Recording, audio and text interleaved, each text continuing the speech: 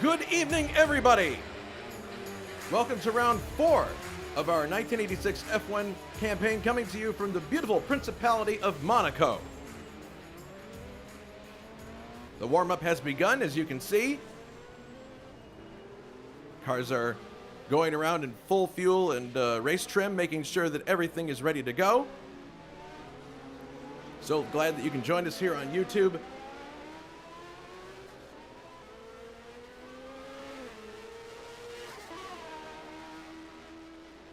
So when you talk about marquee events in motorsport, each major series has one that you can point to. For Indy cars, obviously, it's the Indianapolis 500.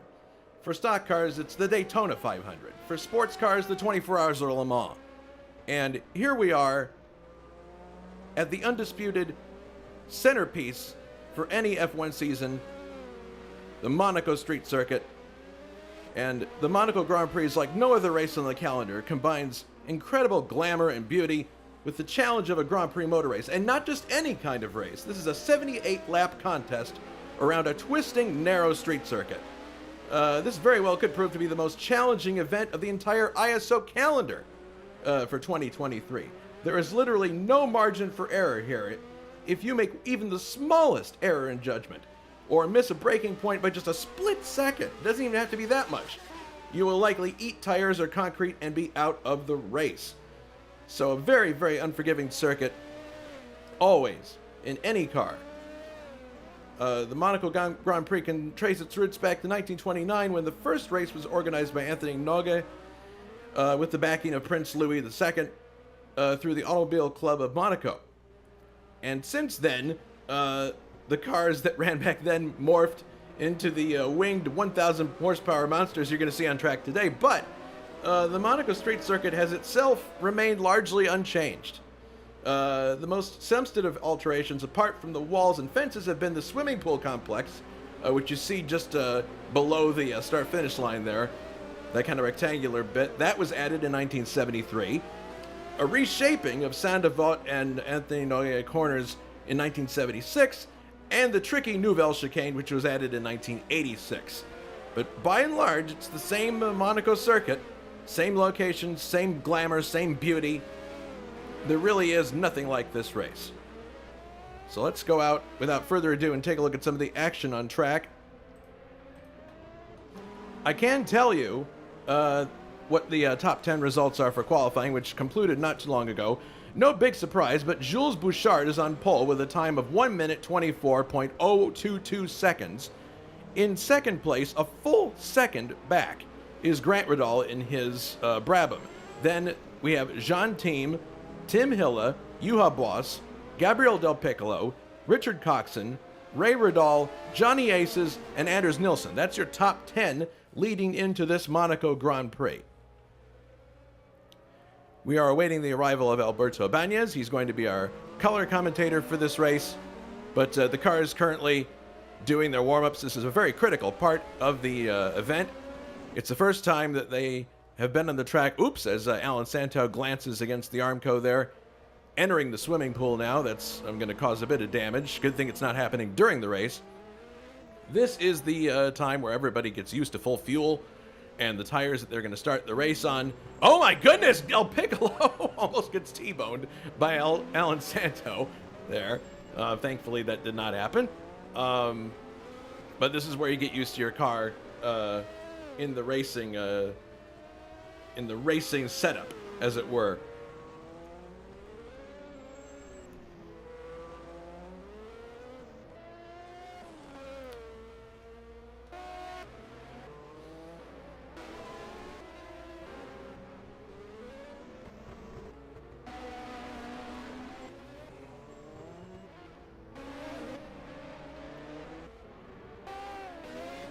So there he is. I was looking for our pole sitter. So without a doubt, the quickest driver in the series so far has been Jules Bouchard, who is on camera right now.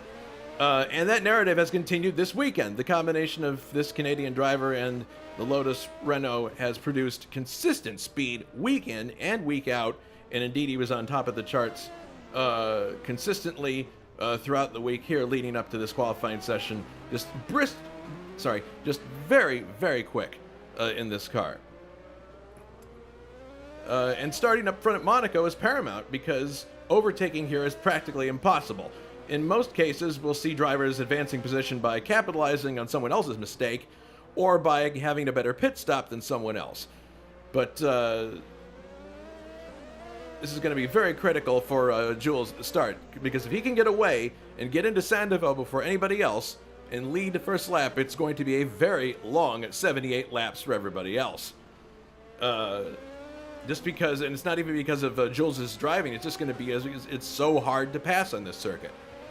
So, going to be very difficult if he gets through that corner first.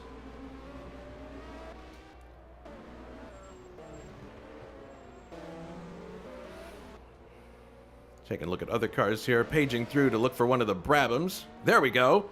Yeah, surprisingly, the Brabham team has been also very quick here, with Grant Ridal and Gabriel Del Piccolo both in the top 5 in the practice lap chart during the week and up until this weekend. And this is very intriguing, at least to me. Hang on one moment. Excuse me. I'm joined in the booth by Alberto Ibañez. Alberto, good evening. Good evening. Can you hear me? Yes, I can. I hear an echo too, so just in case you... sorry about that. Yeah, no problem. It's a setting in my microphone? It might be.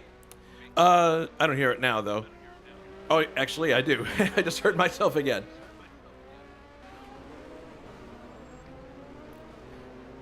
So we were talking about the Brabham team, who are surprisingly very quick in this race. I can still hear the echo.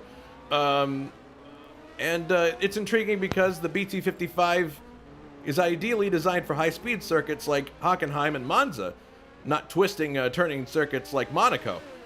How do we account for the speed the Brabham's showing here? Is it a case of more the driver than the car? Well, I think absolutely. The talent of Gabriele Del Piccolo and Grant Ridal can be questioned at all. Whenever you give them something with 4 wheels and a big engine, they are going to make the most of it. So Monaco is certainly a place for very brave drivers, for people who have a lot of precision when driving and have put the necessary practice. And I think they both fulfilled completely that role. All right, well, we'll have to keep a close eye on them. I was talking to our YouTube audience earlier about Jules Bouchard and how quick he's been so far and how quick he was during the week. And, of course, in the qualifying session, he qualified a full second ahead of Grant Ridal. Basically, his job is going to be to get the Sandoval before everybody else. If he does that, how long of an afternoon is it going to be for the other drivers? Yeah, the thing here is there are many factors that can play out here in Monaco, but I think that the prime one is going to be overtaking. This is a place where overtaking is absolutely, I'm not going to say difficult, it's nearly impossible, let's be honest. In many situations, if the driver in front knows what he is doing, it's nearly impossible that you can overtake him. You need to be really lucky, or the driver in front to make an error for you to be able to pass. So considering that, I think that the strategy of many people will be based around it. So if you are going to dominate the race and control it from the pole, what is actually your main concern is what's going to happen when you come to the pit stops. Because you can be slower than the guys that are behind you, and you can hold them there for a long time, but at some point you might need to have to go to the pits, and then at that point it becomes absolutely a lottery, because your team might be slower than his. You might have bad luck when coming to the pits. You might be simply slower at that, and if you have the other one, the ones that are pursuing you close enough to you, that just 0.2 of a second is the blink of an eye is enough for them to overtake you on the track, and then it's you who is on the really bad position for the rest of the race. Yeah, definitely. This track is really unique in so many ways when you think about it, in terms of what the drivers face, what they have to do. It's a throwback, obviously, to an earlier time, but it really does, in some way, it can become a lottery if the right situation emerges. Not that we would wish that on anybody today, but certainly anything can happen. And I think the only other circuit that's really in the same vein as far as that would be probably Detroit, which comes up later in the calendar. Another driver to watch, who I'm going to put on screen here right now, is John Team, who is starting third in this lineup. And the reason that I point him out specifically is because last time out at San Marino, he surprised everybody on the start and jumped into the lead really quick. Now, if he's able to do that here, that's going to produce a really interesting scenario, because you'll have Jules bottled up behind Team. And no disrespect to Team, but Jules has definitely been a quicker driver so far. So that could create a pretty interesting situation, frustrating one for people behind him, if he's able to do that. Yeah, absolutely. We have seen so far how quick people are in qualifying conditions, but the race is a different proposition altogether. Right. People will be setting up the car slightly differently, and that means that that split moment of the race, which is the start, it can be very deciding depending on the characteristics of your car and your setup and how well you are able to slip the clutch and make it go quicker. Like we said before, whoever gets in front is going to have the advantage, the utmost advantage of the race to start with. Yes, many things can happen and all that, but he who comes out first out of the turn one, that's the one who is going to have a big smile behind the helmet, I can tell you, because that's the one who is at that moment the favorite for winning the race. Yeah, it's definitely a situation where, I used to run sprint races in high school. And I was told, I used to run the 100 meter, the 200 meter, and the 4x400. And the 100 was so frustrating because it'd be over as soon as the start occurred a lot of times. Because you get out of the blocks, it's whoever gets out of the blocks first. Now, let's go on a lap here with Jules. He's heading into turn one, Sandavot, which is a right-hander. It used to be more open. It was closed up in the 76 reshaping of that section. Now he's heading uphill through Beau Rivage, now back to the left for Massenet. That's K.O. McKeel's creeping along the wall next to him. Now he goes into Casino Square, heading right, now down a very steep hill, tip-top bar on the left into the Mirabeau. From the Mirabeau, he goes further downhill to the station hairpin, now known as the Lowe's hairpin, because that's the Hotel Lowe's on the right. It's very tempting to squirt up alongside somebody there and try to take the line away, but that almost never works. Now through the Poitiers and heading right into the tunnel. And the tunnel has a very specific line that you have to get right. I can only imagine how difficult it is to get it right when your eyes are shifting, with the light. Now downshifting for the Nouvelle Chicane, which incidentally appeared for the first time in 1986. Out of the Nouvelle Chicane, accelerating hard along the harbor here, heading into the Tobacconist turn. And now into the swimming pool, which was added in 1973. Left, right, and then a right-left, which is a bit tighter. And now a very short straightaway heading towards the Rascasse restaurant on the right.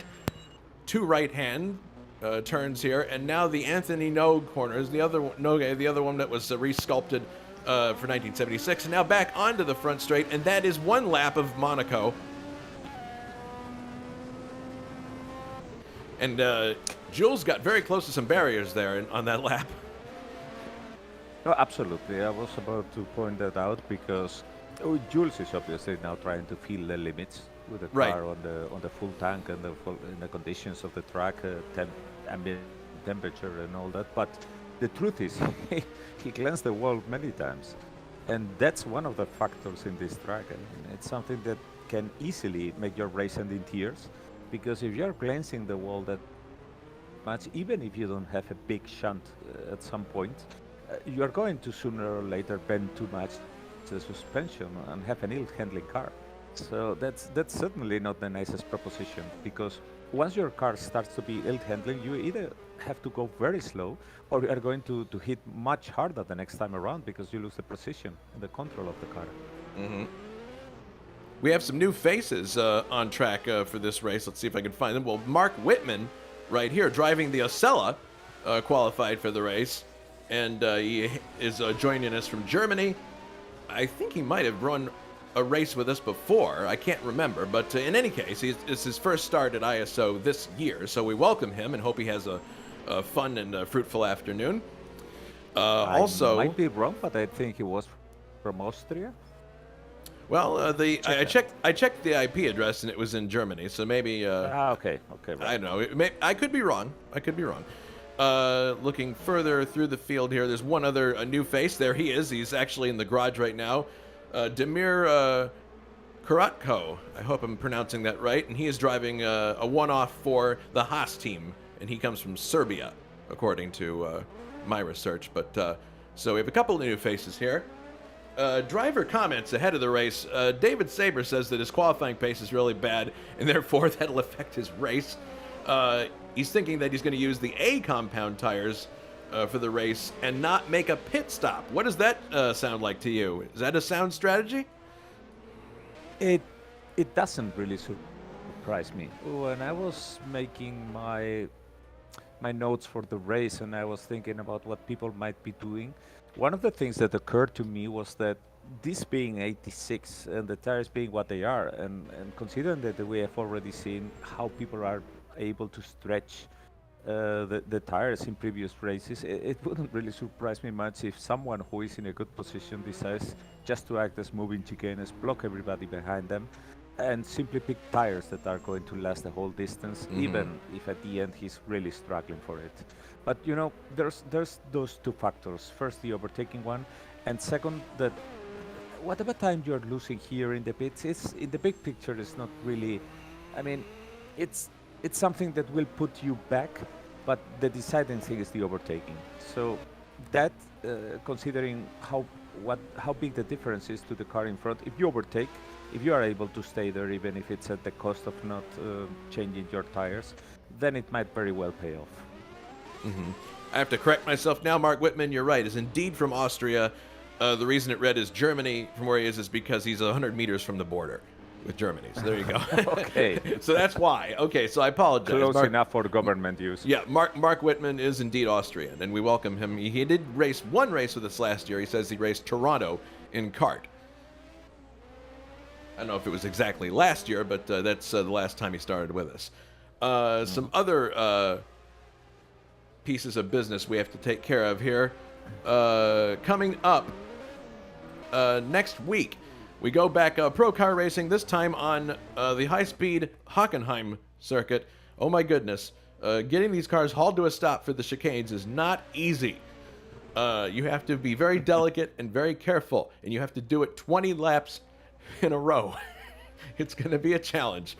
And the all-important slipstream will determine whether you hang with the people at the front or fall backwards. That's going to be next Sunday, March 12th. Race start at 2000 CET. Trivia question for all of you to ponder. The 1929 Monaco Grand Prix was won by William Grover Williams in which car? Is it A, an Alfa Romeo 6C, a Bugatti T35B, that's B, or C, the Delage 15S8? I think that's what it says. The picture's too small, sorry. Yes, 15S8. We'll have the answer later in the broadcast. We're heading for the start of the race here very quickly. What's your prediction, Alberto? Will you hazard one?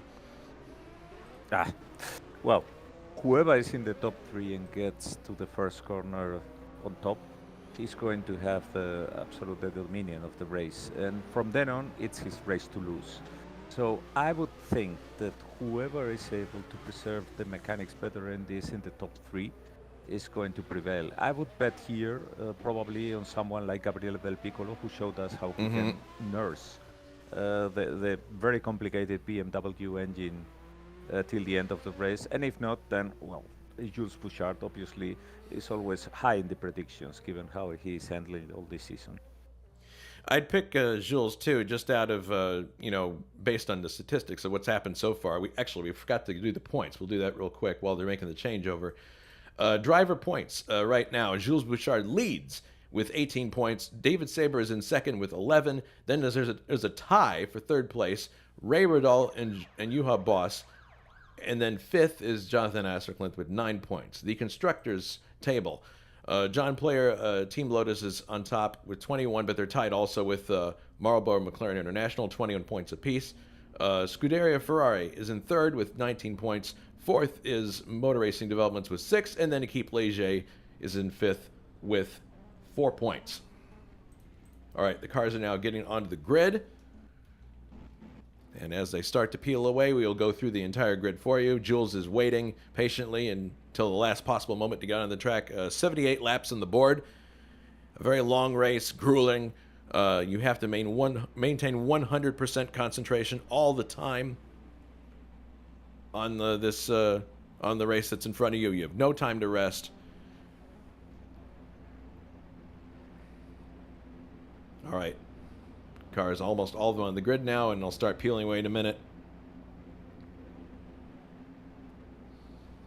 I have some other notes from drivers, but I'll read them off when we are at a place that's more convenient. All right, so on the pole, Jules Bouchard, John Player Special Team Lotus. In second place, a second back from Jules' qualifying time, is Grant Riddall, Motor Racing Developments. Third, John Team, Équipe Ligier. Look for him to make a surprise at the start. I would not be all surprised. Tim Hilla is fourth for Benetton Formula. Fifth, Jules Bouchard, Scuderia Ferrari. I'm sorry, sorry about that. Juha Boss for Scuderia Ferrari. Sixth, Gabriel Del Piccolo, Motor Racing Developments. And seventh, Richard Coxon, Benetton Formula. Do his updates arrive anytime soon? Or is he still stuck with the same car? No, I think it takes some more races, but I'm already looking at some drama here because Oscar Team is there standing in the grid. I don't know if his car didn't stop. Oh no! But go on. Okay. With the grid. We'll Continuing. Eighth. What happens to him? Yeah, it seems that the car is stalled. Oh no! Eighth is Ray Riddall, Marlboro McLaren International. Ninth is Jonathan Eiserklint for Scuderia Ferrari. 10th is Anders Nilsson, Team Haas USA. 11th, Oscar Team. He's in the garage, so at the very least he's going to have to start from the pit lane. 12th is Damir Karatko in the other Team Haas entry. 13th, Francisco Amaral, Cannon Williams Honda Team. 14th, Luciano Rocha and the other John Player Team Special. It's quite a difference between him and his teammate. 15th, K.O. McKeels, Cannon Williams Honda Team. 16th, David Saber, Marlboro McLaren International, and Ruben Fernandez, West Zach Speed Racing. 18th is Jan Kowalski. Man, there's a big bottleneck here coming up to Nouvelle Chicane. 18th, Jan Kowalski, Ocel Squadra Course. 19th, Mark Whitman, Ocel Squadra Course. 20th, Jakob Fredriksson, Data General Team Tyrrell. 21st, Giovanni Centorami, making an appearance in F1 86 Mod for Jolly Club AGS. 22nd, Brian Janik, West Zach Speed Racing. 23rd, David Miller, Minardi Team. 24th, Alan Santo, Minardi Team. And that is it. 24 cars. Was that the limit that we put on the field? I believe it is. Yep. All right. For safety reasons, yeah. So that's why real life thing, yeah. All right, so that's why there are people on the broadcast right now in the YouTube chat who are saying that. And a quick note to bear for you all to bear in mind. 27 degrees, air temperature 25 degrees, track temperature. That's quite hot. That's quite hot. Engines are going to suffer here, so we will see. Because I wouldn't be surprised if we have some drama towards the end of the race or even earlier. All right, so the cars are filing in. As you see, the name of Jules flicker in the bottom left-hand corner. That means the start is imminent. Final cars filing into their positions, ready to start round 4 of this 1986 F1 campaign. The flash there. Stand by for the start of the Monaco Grand Prix.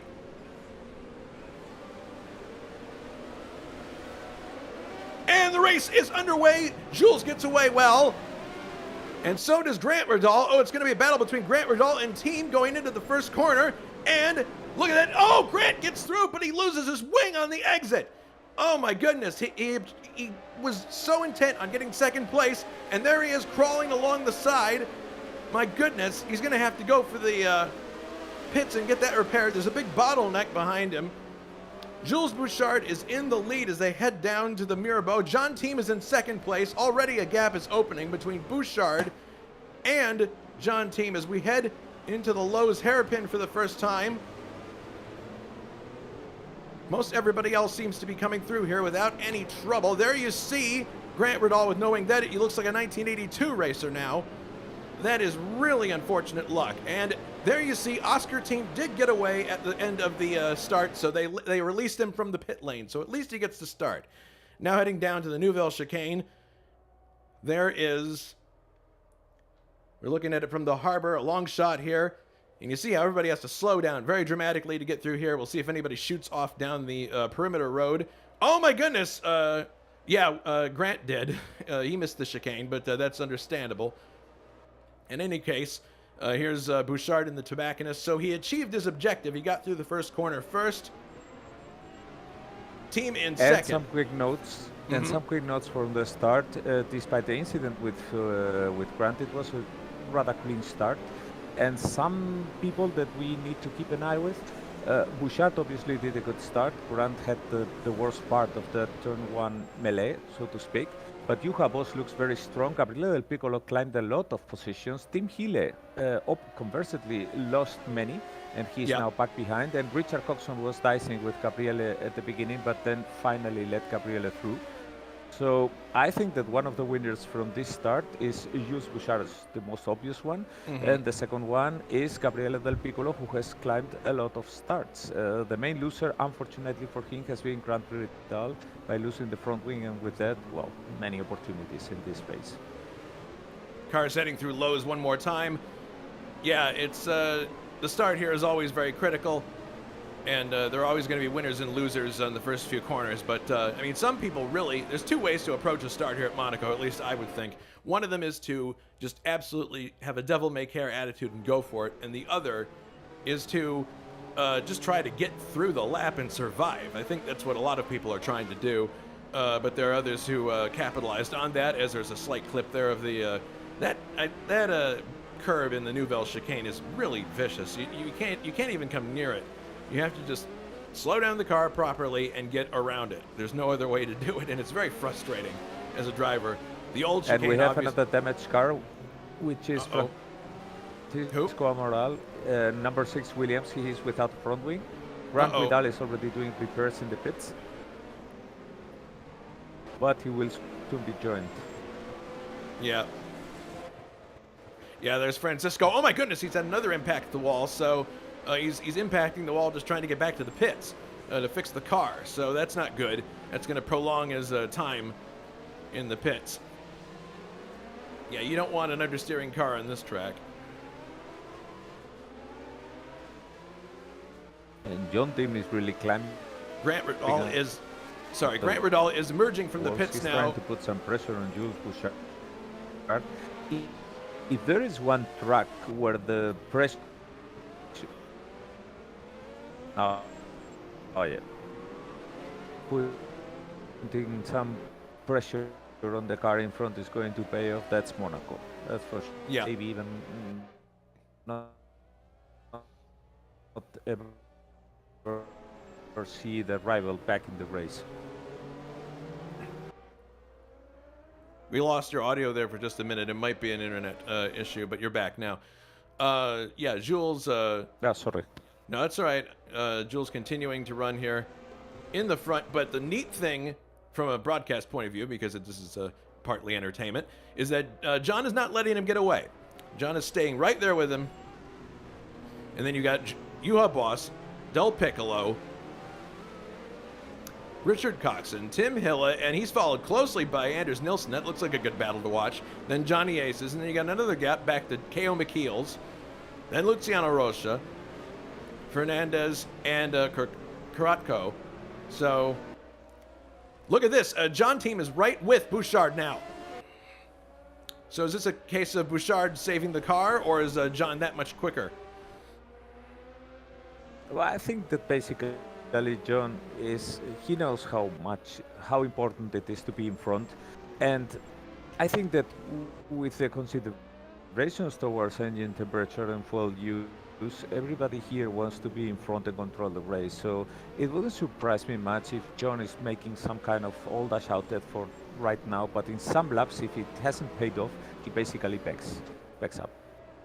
All right, well, looks like he's backed off a tiny bit here as they're heading into the tunnel. He's closing. Well, he closes dramatically there because of the accordion effect that occurs when you reach that corner, but the Nouvelle Chicane. But now they're coming out of the Nouvelle Chicane, heading for Tobacconist. Let's go back to that other battle that I saw brewing between Nilsson and... Nilsson is right behind Tim Hilla in the Team Haas entry. And you can see Coxon just ahead of Tim Hilla. This is going to be an interesting battle here, because I know Coxon's complained a lot about the Benetton not being on form. But we'll see. Maybe Anders almost was able to get a foothold there as they came out of Raskas, but it did not happen. Now they're heading down the straight, and he does have a bit of a roll. Looks like he wants to try to pass on the outside, and he's right alongside now. And is he going to get it done? Yes, he is. Very well done by Anders. Anders up into the points in 6th place. Outside maneuver before Sandevot, but here comes Tim Hilla fighting back. He does not like this. He wants to get that position back. This is probably not the best place to try to do it through Massenet, because it's kind of a double apex corner. Now they're heading downhill towards Mirabeau. Hilla now backing off a little bit. So that was a really clean and well-executed pass by Nilsson on the outside. Yeah, and it doesn't surprise me at all, because the Benetton here, let's be honest, is a bit of a fish out of the water. The violent BMW engine with that very narrow power band is not exactly the best to power Oh my goodness! out of the corners here. John Team has just gone into the lead at Nouvelle Chicane. He just managed to get by. Let's look at a replay. Here's the replay. Bouchard into the tunnel. John Team, this is very daring stuff. Here comes John Team. Look at that. He passes him on the outside. I don't think... Oh my goodness, there was actual contact there for a second. I don't think Bouchard was expecting him to do that. He was lining up the way he normally would, and Team just shoots by into the lead for Ligier. I picked John Team, didn't I? Well, there you go. Now, all you people who talk about commentators' curse can go take a jump in the lake. So Jules now, I don't know. I suspect that Jules is saving the car for this race. He's not going to let... It's a very long race. It's a very long race, and the Renault engine is very thirsty, and it's very hot here today. And well, we will see what happens towards the end of the race, because all these sprints and all these antics could, without the driver really knowing it, it could mean a big prize later on in the race. But we will see. All right, well, Juha Boss is kind of in a sandwich here between Bouchard and Del Piccolo. The Ferrari camp wasn't too optimistic going into this race, if I remember correctly. Let me see if I can call up my notes.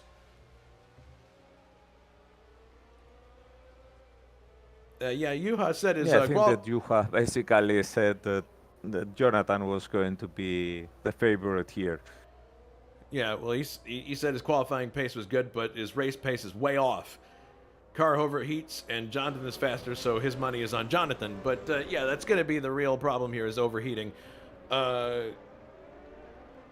Coxon points out that engine temperatures definitely are the thing to watch here. Fuel is not going to be an issue, so we won't have people pushing cars at the end of the race by hand, so that's good to know.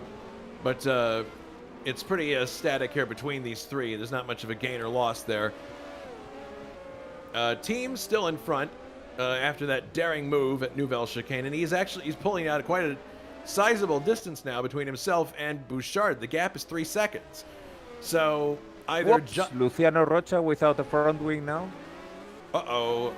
And he is going straight for the pits. And Keio Michiels is there crossing the middle of the corner. That's a very dangerous situation now.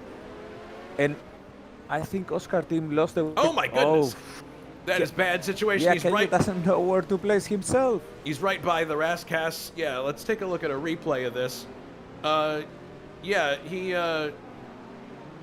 my goodness. He spun on entry into there, and it's very easy. Okay, so Rocha... Oh, Rocha was involved in this. Okay, now this is starting to piece together. I'm running it back now so we can see the full incident. Okay, here's what happened. Keio was in front of Luciano. Keio comes into the corner, loses the back end. Maybe it's a brake bias issue. And Rocha had nowhere to go. He just runs right into, gets collected by Keio. Rocha backs up, and is able to get going relatively quickly. But KO is looking at all the other cars, and he's waiting for the right moment. He pulls forward, but now he can't go back. Well, he actually clips. I think that was a Ligier that he clipped in that situation. Let's go back real quick. Yeah, it was Oscar Team. Oscar Team lost a front wing because KO reversed and realized too late that here comes Oscar. So there are a bunch of cars that are going to be affected by this. Yeah, he's basically in a that scene from Austin Powers with the cart, where you have to go back and forth a bunch of times to get it moving anywhere. Finally gets it moving. It's a very complicated call here. Yeah. Because when you are there with the car crossed between the barriers and you have nowhere to go, you cannot exit the track physically. You need to stay there and somehow make the car turn around and drive. So yeah, you don't know if there are other cars coming because the barriers are hampering your view. So it's really a complicated call. Yeah, there's Oscar in the pits. It appears that KO is out of the race. He's not very happy, and I don't blame him. This is a very difficult place to run, even in the best of situations. So here's Team heading into Nouvelle Chicane, and Bouchard behind him. 5.2 seconds now. Juha, Boss, and Del Piccolo are not too far behind Bouchard. Now here's an interesting battle developing between Nilsson and Cox, and Tim Hill, of course, dispensed with already. And then there's another battle could happen there with Johnny Aces. So we'll have to keep an eye on that. Well, one thing I can tell you, John is certainly going very quick. I don't think his speed is any surprise to anyone who is regular in this league. But he's driving the car. I mean, he's driving the wheels off of that thing, because I can see the tachometer in his car, and I can tell you he's not really holding back with it. He's driving absolutely with everything that the car has got. I think he wants to make up a lead because he probably wants to stop at some point of the race. But that Tahoe is more times on the wrong side of the law than on the right one. Riding on board now with Anders Nilsson, who's pursuing Richard Coxon, who's in 5th place at the moment. We saw before that Anders passed Richard's teammate, Tim Hilla, and now he's trying to advance another place here. It was close a minute ago, but backed off just a little bit. He's driving one of the Team Haas entries, the other one driven by Karatko, newcomer. These two look pretty evenly matched at the moment. Yeah, John is... oh, wait, no! Hang on, sorry. I thought for a second I saw something, but no. Everything's status quo at the front. The gap between Juha, Boss, and Bouchard is a little over a second. So he's got that carrot in front of him. You can see him, which is a big inducement. I mean, just visually seeing a car in front of you can do wonders for your state of mind and how much you push yourself. Through Anthony Nogue and back onto the main straight.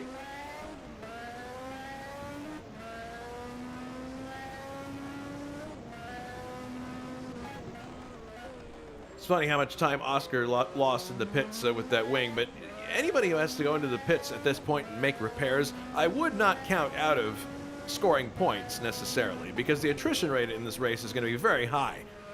And even if you're a couple of laps down or 3 laps down, you may end up finding yourself in 6th or 5th. I think in everybody's mind is what happened to Olivier Panis in the 90s. Yeah. I mean, this race has thrown up some very unusual results in the past, historically. One that comes to mind is Jean-Pierre Beltoise, who won the race in the rain. Another one, which was also a rain race, Olivier Panis, won in 1996. Nobody would have picked him to win that race, let alone a Ligier. And I think it still stands as his only Formula One victory. It is. It was his one and only Formula One victory.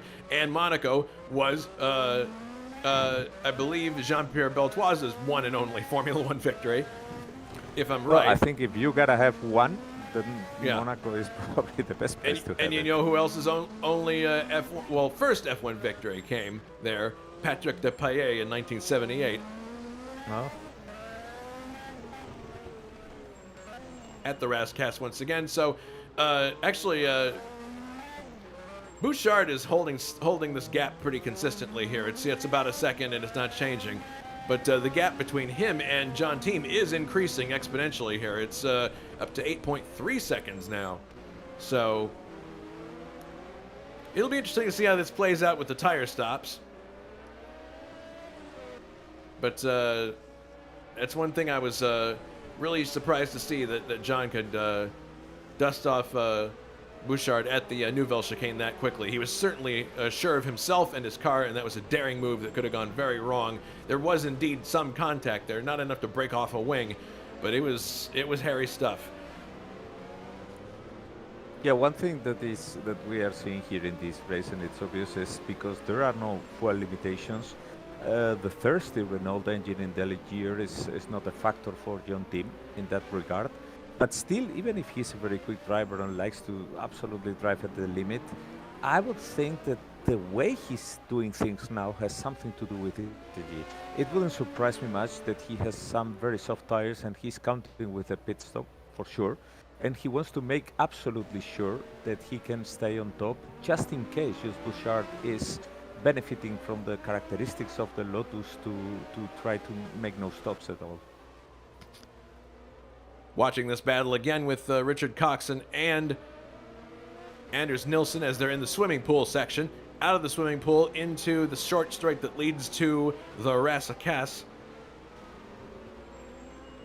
And Nilsson is right there. He's just waiting for an opening.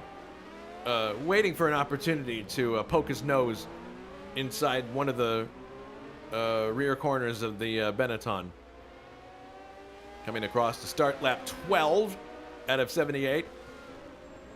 But Coxon is doing a really good job of holding his position. He's not blocking. He's not doing anything untoward. He's just holding his line. He seems to do much better in this section of the course than Nilsson does. And then when you get down into the twisty stuff, Nilsson's car seems to be a bit better than Coxon's. Yeah, you got to bear in mind that Nilsson is a very calculating driver, and if there is one thing that probably defines him is how good he is at knowing what's the right pace at every moment. So it wouldn't surprise me much that he can be there behind Richard and knows, well, I can go quicker, but what's the point in passing him if this is my pace? I mean, the main difference would be that instead of me being here following and comfortably being behind another car, I would have someone there right behind me who is maybe putting some pressure on me. So, like I said, it wouldn't surprise me at all if Nilsson is basically just thinking about that and saying, there's no point in me overtaking right now. I'm happy, I'm comfortable here, and this is my pace. Yeah, because if he gets in front of him, not only does he have then Coxon right behind him, as now there is a yellow flag in this section, not sure what that's about, but it was there and gone very quickly, but yeah, if he does that, the next thing is he's got Coxon breathing down his neck, and he's got to catch up 7 seconds with Del Piccolo. So it's really, yeah, I think probably he's doing the technically superior thing right now. Yeah, so you basically want to overtake only when you are really being hampered by the car in front and you are going to take off and leave the other guy well behind. That doesn't seem to be the condition right now as they're coming up on one of the Ocellas. I can only imagine how difficult it is. I haven't run Monaco too often. I ran it when we ran a 1978 series in another league once. But this is Mark Whitman, who is making very good use of the downhill street that leads to the Mirabeau. He got out of the way. Doesn't want to be a problem for anybody. Very sportsmanlike of him. So it didn't cause any interruption in the flow of Coxon or Nilsson. Now they're coming up on Centorami, who's in the AGS. Team still leads. Bouchard is in second. Boss third.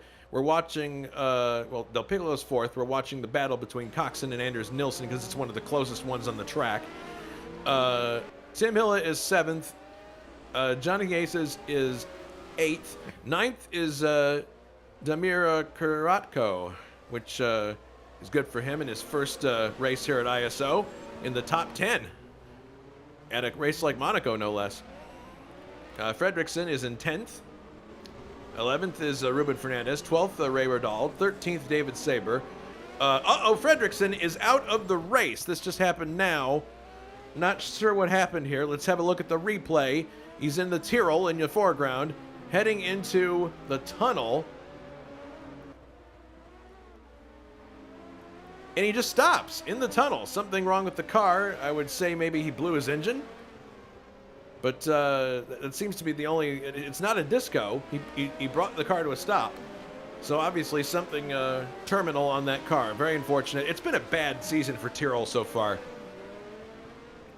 All around. They really haven't been able to produce much of anything. Probably very frustrating for the drivers there. Miller, running in 13th, is starting to come under attack from Brian Janik. Miller driving one of the Minardis, heads into... Whoa, Richard Coxon's engine seems to have blown up. Oh, no. Replay. Let me see if I can run this back. It's really interesting to have engines blowing up this early in the race. Maybe something to do with shifts and having hit the limiter too many times, and also there's always unfortunately a luck factor involved. So the life that you have in your engine is a little bit of a luck factor, definitely. Oh, look at this, Grant Riddall trying to make some moves here, but he's hampered by Karatko, who's obviously on a lap ahead of Grant, but Grant's the faster car. This is going to be a challenge for him because he's going to have to unlap himself of all the cars that he's running in front of or behind, and this is going to make things really challenging for him. Try his patience. It's certainly a mountain to climb for him right now. Yeah. So that retirement by Coxon puts Nilsson definitely in 5th place with no problem. Hilla is still in 6th place. Johnny Ace is in 7th. Karatko is 8th, and he is got a good distance between himself and the 9th place car of Ray Riddall. But Grant must be really, really frustrated here. He's faster, clearly, than Karatko. Here he is going down the inside, but Karatko's not... Oh, my goodness, he chops him there going into... the Mirabeau, he's not letting him by. Well, he's not letting him by, but it's a lapped car, and Karatko is driving his own line. It's true. I mean, he didn't block exactly. purposely. But yeah, I mean, he could let him by if he's quicker, but he's basically sticking to his line, which is actually what we. If it were me and I were in this situation, there goes Ray. There you go. There goes Grant finally. But if it were me, I would let him go. Because I think he's like 2 laps down at this point, or at least 1, and you just don't want the pressure of that behind you, and that would at least be my approach. But in any case, it's academic. He's by 9th Ray Riddall, 10th is Ruben Fernandez. So that's probably one of the better performances we've seen from Zach Speed so far. So we'll see where they end up. We'll see where they end up at the end of the race here. As Anders Nilsson has a problem. Anders Nilsson, I think he might have missed a shift or something because he is going up Beau Rivage very slowly. I don't think it's an engine issue. Let's do a replay on board. Oh no, he spun out. He spun out at Sandoval, and then very expertly did a 3-point turn and got back going straight again. But then probably missed a few shifts on his way up the hill. That's why he was so slow. But so a slight mistake there from Nilsson, and that promotes Tim Hilla to 5th place. Nilsson goes down to 6th. Yeah, and basically makes him fall into the clutches of Jonathan Aferklin. Oh yes, Johnny Ace is behind him right now. Right behind him is a Ferrari. So this is the Swedish fight right now. Yeah, it is.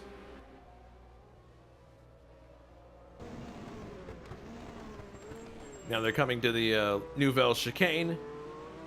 And Tim Hill is actually not far up the road. He's in 5th, and you can see them as they go to the tobacconist turn left. Jonathan's been a real pleasant surprise in this car. Oh, shoot. As soon as I say that, he scrapes the Armco just a tiny bit. Not enough to do any damage, I don't think. Heading down to the Rascasse. Brakes are going to be another problem, I'm sure, for some cars. Especially those that have that don't have a gearbox that allows them to use engine braking very much.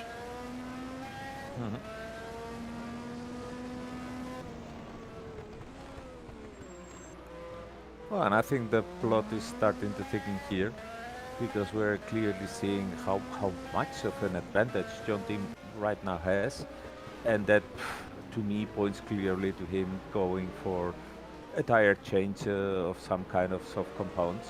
Yeah. Whereas the strategy seems to be the same for Bouchard, Post, and Gabriele Del Piccolo because I mean they are still there, absolutely glued together. Yeah, they are. I mean, we're watching right now, 3 cars very close together. Oh my goodness, it looks like Juha might try something up the upside. Inside of Jules cannot get it done. He tries to get through at the Nouvelle chicane, just barely makes it. Now it looks like Bouchard might have missed a shift because he's right with him still as they go through the tobacconist turn. My goodness, that was a very, very close call, very close quarters action. And right behind him, it's Juha who seems to have either missed the shift or whatever because it's Del Piccolo all over him. We have news from the pit lane. Dave Miller says his engine explodified. But he had fun while it lasted. So that's news from the pit lane. One of the minorities out of the race. That's too bad. Yeah, that's pretty telling, Alberto. If we're seeing engine explosions this early, we're not even into lap 20 yet. And we're having engine blow-ups. That's, I think that's... I don't think it's a case of engines running out of life so much as of missed shifts. Yeah, because hitting the red limiter, yeah, that's what kills the engine here most. So no, I think that's the case for them. I was watching the warm-up earlier, and there were a lot of people who were suffering from missed shifts, and you know, you could hear them hitting the rev limiter, trying to get their timing down for the shifts, and they were having trouble. It's not easy. Even for people with experience and as fast as these people are here, there were a lot of people who I can't remember precisely who that was, but there were several cars that I was like, I'm surprised this guy's having an issue with missed shifts. But there goes Del Piccolo through. He straight lines the Nouvelle chicane. Didn't gain anything though. So I doubt there's going to be any action by the officials there. But Juha still very close to Bouchard and looking for any kind of an opening he can. Yeah, and I think at this point it is very clear to everybody that Bouchard is basically being here the bottleneck. Both Juha and Gabriele Del Piccolo can go quicker. And I mean, obviously, because Bouchard is managing whatever options he decided to have, probably the tires, because fuel is not an issue here. But in any case, Juha is counting on putting pressure on Bouchard because even if he doesn't overtake him, even if he doesn't force the error, 2 or 3 missed gear shifts in the hurry of keeping Juha Boss behind could be enough to make that Renault engine blow further down the race. More news from the pit lane. Richard Coxon says that he didn't miss any shifts or hit the limiter for that matter. He says he must have just had a Duff engine. That's his descriptor, Duff.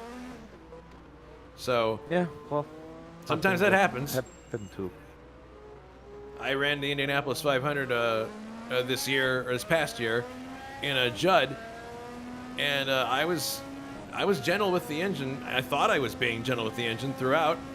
And then about halfway through, the thing just gave up on me. No warning, just poof. And I was just, okay. Such is life, you know. Oh, there was a missed shift. We just were talking about it from Juha. And it looks like he's given up a bit of space to Bouchard. But Bouchard now has a lapped car that he has to deal with. Yeah, it's Brian Janik now. Janik, and he's getting out of the way. Here's, okay, now this is see if he can get out of the way. No, he can't do it here. But now he's going to try to hopefully get out of the way for a Juha. Juha's going, whoa, a little bit of miscommunication there. He moved to the left thinking Juha would pass on the right, I think. Heading for turn 1. So it didn't cost Juha too much time.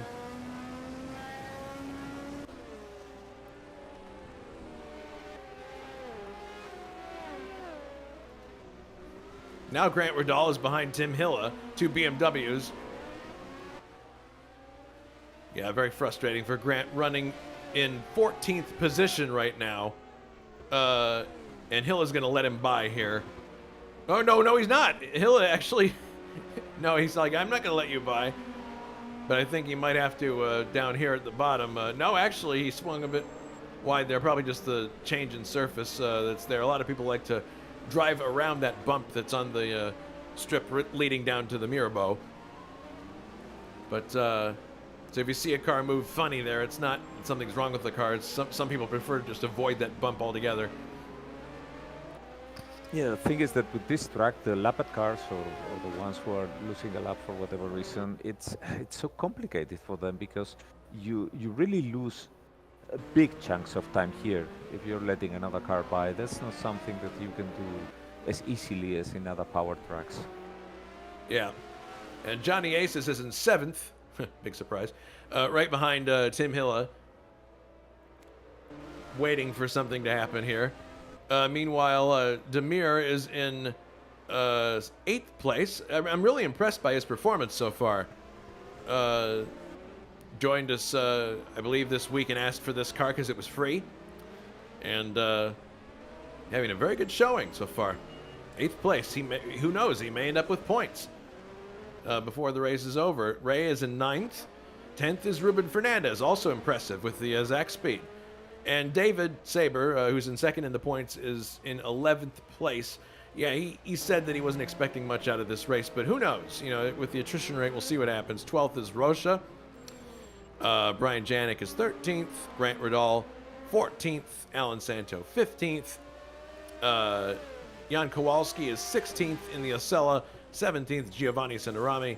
18th is Mark Whitman. 19th, Oscar Timu to start from the pit lane. And that's the last car running. So there are 19 cars running currently in this race. And besides it being John Tim's strategy, it seems that all that continuous fight between Bouchard, Boss, and Del Piccolo is really paying off for him because he's nearly half a minute ahead of the finish. Yeah, 30 seconds, in fact, and that could have a huge impact on what happens when the pit stop arises. He may indeed be able to make his stop and still come out in the lead if he keeps building at this rate. We'll see what happens, but I don't know. Certain drivers click with certain circuits. Maybe John just loves Monaco. I mean, I can think of drivers who absolutely despised Monaco over the years. James Hunt being one. Hated Monaco. Not his type of circuit. And the funny part is his first F1 race was at Monaco. And so was his last one. So... Anyway, so there's Jules, who's actually got a bit of a gap now between himself and Juha, which is good for him. He gives him a little bit of breathing room. I don't think that, I guess Juha couldn't keep up that pressure forever. And then Del Piccolo in 4th. Doing a good job in that Brabham. And then in 5th place is Anders Nilsson, a little ways further back. That Lotus that you see is... Luciano Rocha, but he's a lap down after. I believe he had to go to the pits for repairs. So another great showing here for the Team Haas USA. Not only them, but the driver that's doing a one-off. So their team's in excellent position here, not only to score points, but to possibly have both cars in the points if something transpires at the front. So I guess the question I would have is... wisdom of tire choice. You know, it's going to be one stop by everybody probably. Although David said he was going to do no stops at all. How many people do you think are going to go for that strategy where they don't stop at all? At this point, it's really hard to tell, but it wouldn't surprise me that Bouchard does it. Because we have seen how much he can save the tires in previous races, and the pace that he is having here in this race compared with how dominant he was in the qualifying seems to hint that he is actually holding a lot of pace back. And you can also tell because at some point he was too bothered and probably not comfortable with Juha being right behind him, and he basically sped up and bid him goodbye. So, like I said, Bouchard is really holding a lot in his driving. And it wouldn't surprise me much that the reason is tires, because we know fuel isn't the case. Yeah, I think you're onto something there, especially since his qualifying pace is so scintillating. definitely that could be the case. He's got that kind of a strategy in mind, and it wouldn't be. It would also historically make some sense because so far Ligier, if we look at the point standings right now, I mean Ligier, they've been quick, but that really has not translated into success in the Constructors' Championship. They're in 5th right now with 4 points. They've been quick, but they just haven't been able to get the results that the other teams had. Mm-hmm. So maybe he's gambling that something is going to happen to John, like an engine explosion or some track, some kind of kerfuffle of some kind. So, and historically, that would probably be a good gamble to place because they don't seem to be able to finish in the points very often. So, I know it's only the 4th round, but we'll see what's going to transpire. But we're in a championship where we have dropped scores, which is that's something right. that. It's something that it's very interesting, that thing with the drop scores, because on one hand it seems to favor regularity, and it does, because that's the way the Talent Pros won the championship. But on the other one, when you're there on track and making your mats, you really know that you have to make every result count, because you only have so many opportunities to drop them. So when you score, you really need the score to be good. That's probably what the logic of the rules were. I don't know. I find the rules really annoying, personally, because it just adds... No, like I said, I mean, they have their own logic. Whether they work or not, that's a completely different story. Yeah. And they were dropped at some point in history, so... Yeah, I and think it actually... there is somewhere, I remember a website where they are having all the championships in history, even back to the 20s or to the 30s, to the European Championship, and they have parallel tables with the 3 systems I have, or 4 systems they have had so far. To see what the difference would be. Yeah, and it's very funny because there are some seasons where there is absolutely no change, but there are others where there are really dramatic changes. Wow. And drivers that never got to have a championship would have been champions and things like that. So you see what an impact that thing has, because we tend to think, oh yeah, well, it's it's always the best driver in the best car is always going to come out at top no matter what. Well, that doesn't seem to be the case if you are modifying the points. It is interesting to know that in some cases there is no difference, though. I'm a firm believer in the cream rising to the top, regardless of whatever you do. Like rule changes and things like that, and points changes. I mean, good teams and good drivers adapt to those changes and keep succeeding. So, as we watched, they do. I mean, you can always make a case for in those comparative tables that if those drivers and team had actually been forced to use that style of points, then, like you said, they would have adapted. They probably would have done some things differently and come out at the top no matter what. Yeah. Jonathan nearly... we never know. It's Monday morning quarterbacking, right? It is. It's a lot of... what do you think would happen if we put Juan Manuel Fangio in a McLaren Honda? It's like, come on. We can, you could go nuts with this stuff. It's such a... it's a fun discussion to have, but in many ways fruitless, because there's no way to directly compare drivers from different eras or cars from different rule situations. I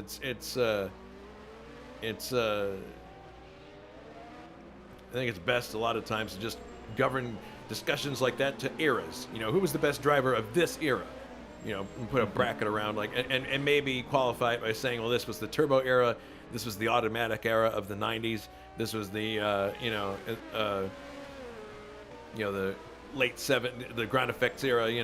That may be a better way of defining who is the best driver at any given time, rather than abstractly comparing drivers, because you have no clue. Yeah, it's with the change in technique and that. I mean, this makes things so hard and so different to compare, because a sport that is very close to my heart, that I practice a lot, is boxing. And you can say, okay, well, I can somehow compare, because what's the difference in boxing between the 80s, let's say, and nowadays, no? I mean, they still use the same gloves and all that. But here, Formula One, the equipment is so different, I mean, the races are vastly different in many aspects. So Yeah. it's hard to compare. Like Yeah. you say, Cream rises to the top, but yeah. Speaking of which, here's a little. No, not sorry. Jonathan Assercliffe up the inside, beautiful pass, takes sixth place away from Tim Hillett. I'm going to run the replay of that because it was so well executed. Takes the inside line here through the tunnel, and then slips to the left, down the inside, downshifts, perfectly placed, takes the line away. Copybook pass by Jonathan into the Nouvelle chicane. Very well done. And that puts him in the points in sixth place. So we have two Ferraris in the points now. The Tifosi will appreciate that. Incidentally, Monaco is one of the few places in the world where you can stand up. I went there once. It was taken on a tour of Nice and Monaco by Ben Paula. It was very gracious the whole time. It took me up to a lookout way, way, way above the city of Monte Carlo, and you could see three countries, technically. You could see France, you could see Monaco, and you could see Italy from this one spot I was standing. It's pretty impressive. Yeah, that's already something. So John continues to lead. We're now on lap number 28. And just to give you an idea of, 33 seconds now is the gap between John and Jules Bouchard, who's in he's 26 laps completed going into, he's on lap 27 right now. Hasn't even started lap 28. Juha Boss is in third place. Del Piccolo is in fourth, right behind him though, so this could... Yeah, Del Piccolo, I see he's getting a bit impatient now, because he probably senses he might have a bit more pace than Juha, and he's not happy with seeing how the two on the top are escaping right now. Yeah.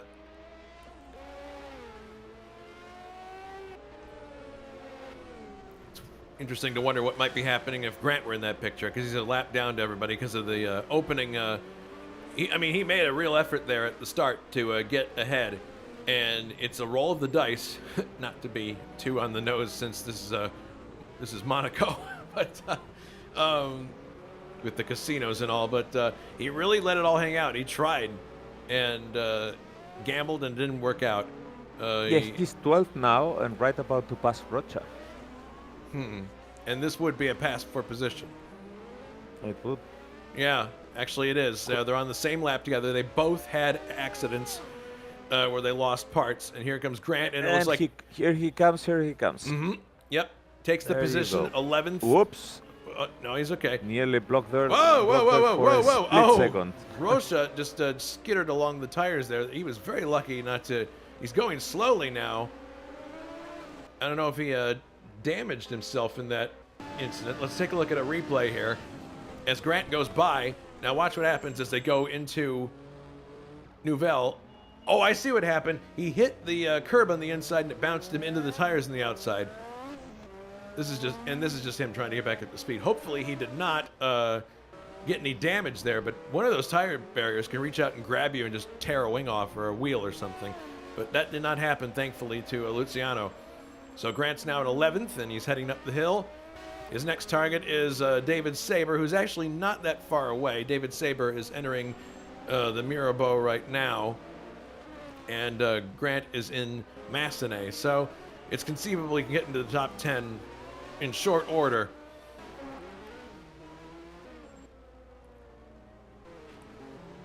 Del Piccolo just hit in the back Juha Boss. Oh, I yes. think that those tires are really getting a bit too hot. Wow, this is a really close quarters battle here. And here goes Del Piccolo. He's going to make an attempt on Juha. Or he looked like he was going to, but well, the tunnel is not the best place to do. The No. exit of it is, but you need to be much better placed. Very frustrating this situation for any driver, to be bottlenecked behind and on this track where you don't really have many opportunities to pass, even if you do things right. Okay, Centorami is right in front of them here, so he might have a chance here. Does having a 7-speed gearbox in the Brabham give them any advantage at all? on this track. I don't think that's the case here because, as far as I can tell, he's only using 5 gears. Oh, really? Oh, look out! Really slow exit there by Juha, and Del Piccolo gets by into third place. Well, actually, right now I saw him up to 7th speed even here in the straight, but I don't think that's been the case in the previous laps.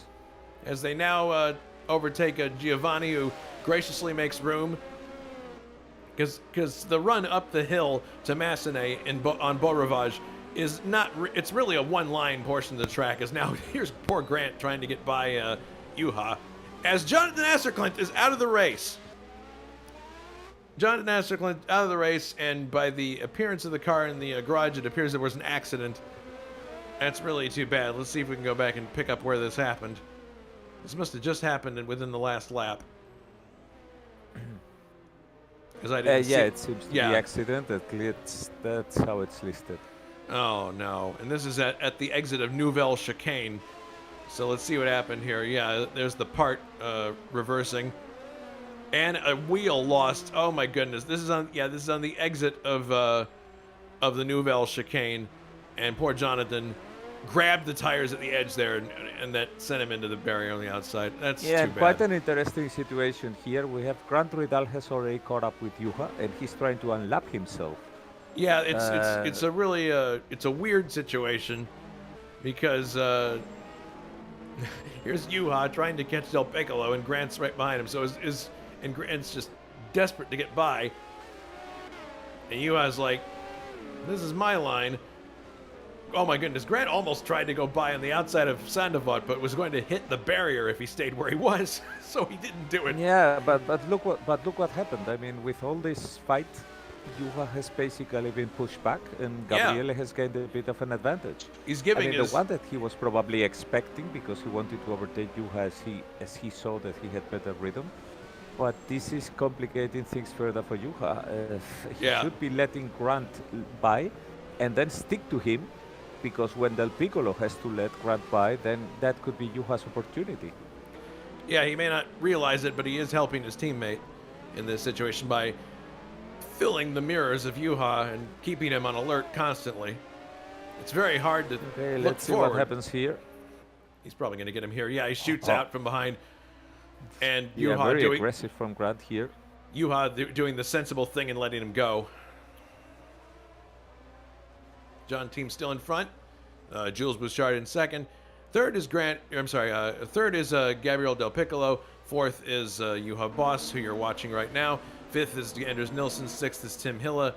Seventh now. And Del Piccolo is passing now David Savre, and I think that Grant is going for position with David. I mean, he could be a lap down. I should check that, but I think it's for position when he comes to David. Yes, that is both are one lap down. That is for position. Yeah, he is actually. That is a place for position as we look from where Del Piccolo is. Yeah, Saber has not the best of exits of Sandoval, but definitely that will be a challenge for position when it happens. I was going to mention seventh right now is Damir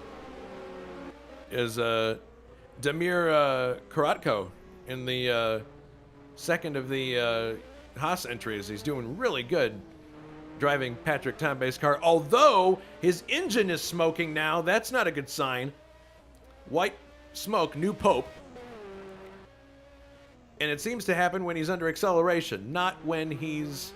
Yeah, it's only when he's under acceleration, so I doubt we're going to see Damir in this race much longer. Do you think he's aware of the fact that his engine is smoking? Well, even if he is, I don't think that at this point there is much that he can do about it. Oh, well, there we go. I can see, it just expired. I can see, though, that Ruben Fernandez basically got a blown engine also. Oh, man. So that's now another one that goes. Another one bites the dust, and Karatko pulls to the side of the road here. He's actually going to go for the escape road now. But nice debut from him. He drove very well. It's too bad the engine didn't survive. But I'm sure we'll see him in future ISO competitions. Yeah, Del Piccolo is now right with Bouchard again. And I He believe... obviously had a lot of speed, Yeah. but he was waiting there a bit. And Grant is already, in the time that we were talking about Karatko, Grant has already dispatched not only David Sabre, but Luciano Rocha too. So he is now up to 8th place, 1 lap down. So that's really impressive given what happened on the first corner. For those of you he's who are... nearly at the points. Yeah, he's nearly in the points. For those of you who, now he's 7th because he advanced as... Yeah, and while he is a lap down, remember that any car that blows the engine or crashes in front of him puts him immediately in the points. Yeah. So it doesn't seem to be so hopeless because we're not even half the race. For those of you who missed the start of the race, Grant had a incident on the first corner and lost front wing and had to come in and get it fixed. So that's why he's kind of coming from the back of the field here. But he's picking off one competitor after another, and I think that's really impressive. He qualified second, 1 full second off the pace of Jules Bouchard, but the race has turned out to be a very different kettle of fish than I would have expected, with John Team just decimating. Bouchard is now in 4th place. How did that happen? Yeah, there was something happened here in the. Okay, this has championship implications, so we got to have a look at what happened here. Something went wrong. Something went wrong before Bouchard got to Tobacconist. Let's see what happens here. He runs off the circuit. That's strange. He bounces off the wall there. It might be a ping issue, internet issue or something, that caused him to miss the corner entirely. But then he rematerializes and gets going again. But by the time he's got himself together, he's all the way down to 3rd place now. So I don't know what that was all about. But in any case, it puts Del Piccolo in 2nd place.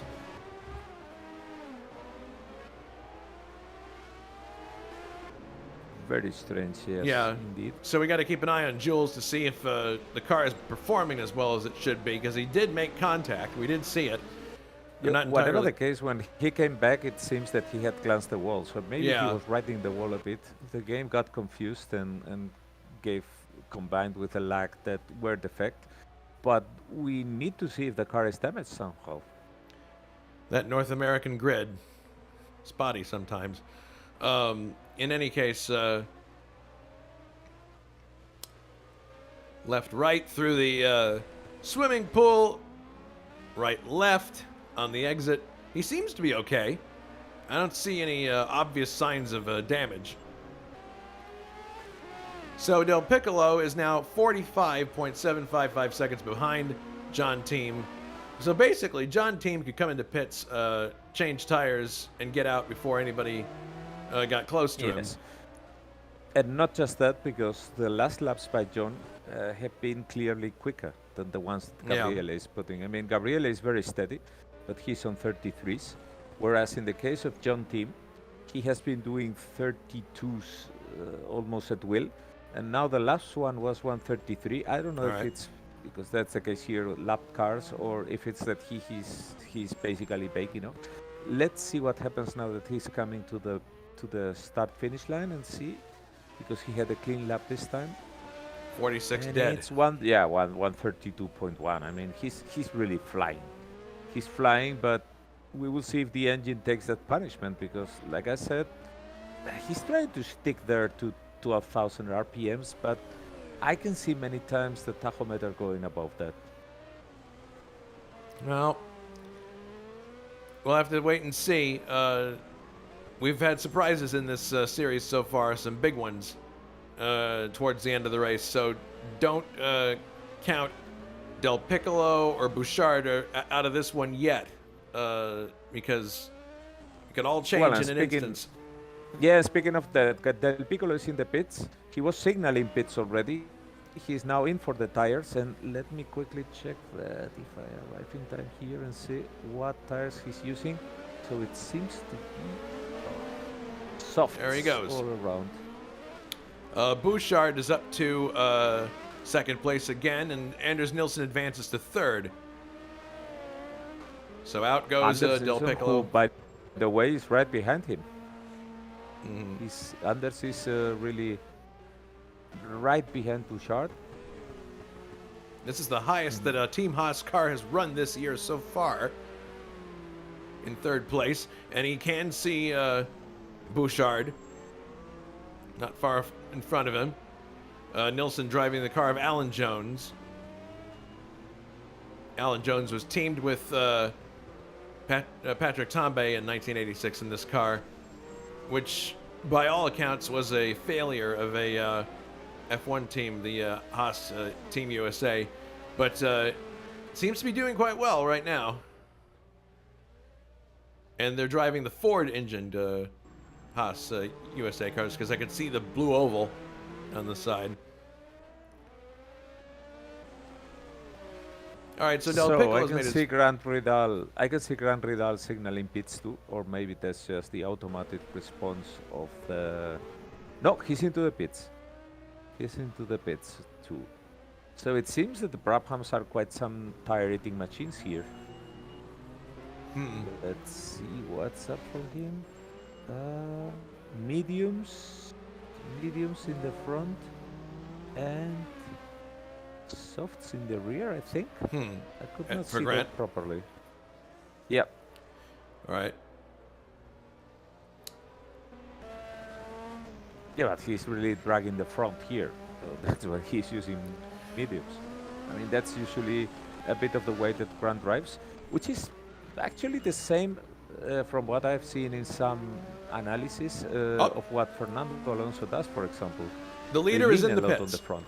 John Team into the pits. Yes. Let me check that. And it's, I think it's super soft at the front and soft at the rear. So yeah, indeed, I mean, very soft tire choice, and it was a quick pit stop. Heading for the exit, you got to be really careful because it's going to jinx left and right. And there he goes, back onto the track, still in the lead. Yeah, well, Bouchard is right now at the swimming pool. Oh my goodness! So I'm not going to wait for him. I had a stationary shot where I was going to wait for him to come through. I'm like, nope, I'm going to abandon that in that case. All right, so team has made his one pit stop, and now he is to bring it home. Questions, obviously, that we would have lingering in our mind are: has he over-revved the engine at all? What's his engine life like? Things of that nature. But and Anders is in the pits too. Yes, Anders now in the Everybody's pits. pitting right now. Except Bouchard. And Anders says super soft. No, decompound, sorry. Decompound, that's decompound, the green one. Anders exiting the pits now, and he's in 5th place, so he didn't even lose the points paying positions. So a great run by Anders today in a substandard car, by all accounts. So there from the top, I think Juha has not pit yet, and Bouchard, of course, hasn't either. No. We know he's going to maybe not stop, and in any case, stretch it a lot.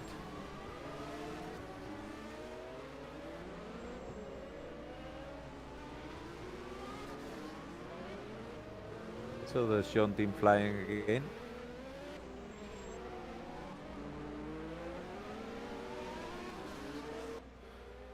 Yep, crisp tires will do that.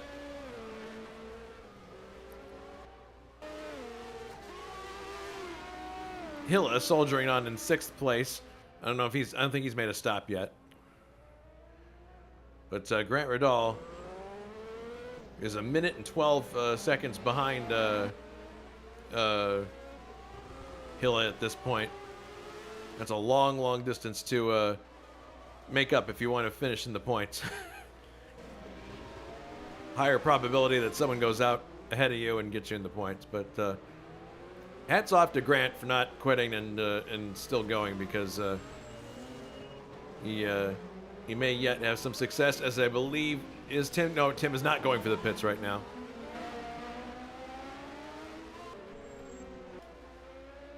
And Boss is right with Luciano. Well, this is not for position, sorry. Luciano's a lap down. Del Piccolo third, Bouchard second.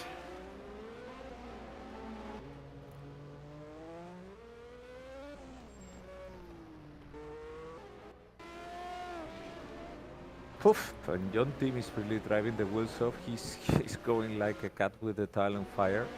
I mean, he's really doing a magical dance with the car here. It's amazing how focused he is, because he's really, really wringing the neck of that car.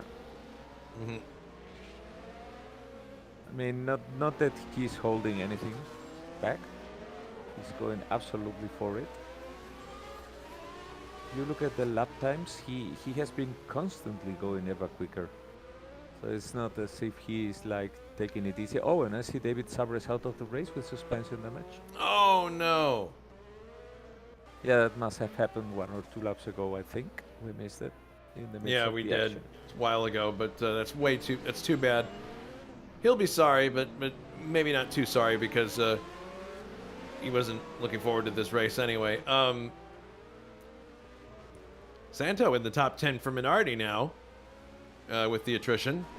I think that's the highest up in Minardi's been so far, as we got yellow flag here by I think it's just people in the pits at the moment. So, and Gabriele Del Piccolo is now just 2 seconds behind Jules Bouchard. He's catching up quickly because Bouchard is still on the warm tires. So he seems to be going to recover here in the track. Oh, Bouchard is signaling pits now. Oh, that's interesting. Tim Hill had just made his pit stop and nearly got clipped by Centorami on the exit. Jesus. He's getting lapped now by John Team. So Tim Hill is now 1 lap down. So that leaves 5 cars on the leader lap. Let's see what Bouchard does, because I think he's glancing the walls a lot.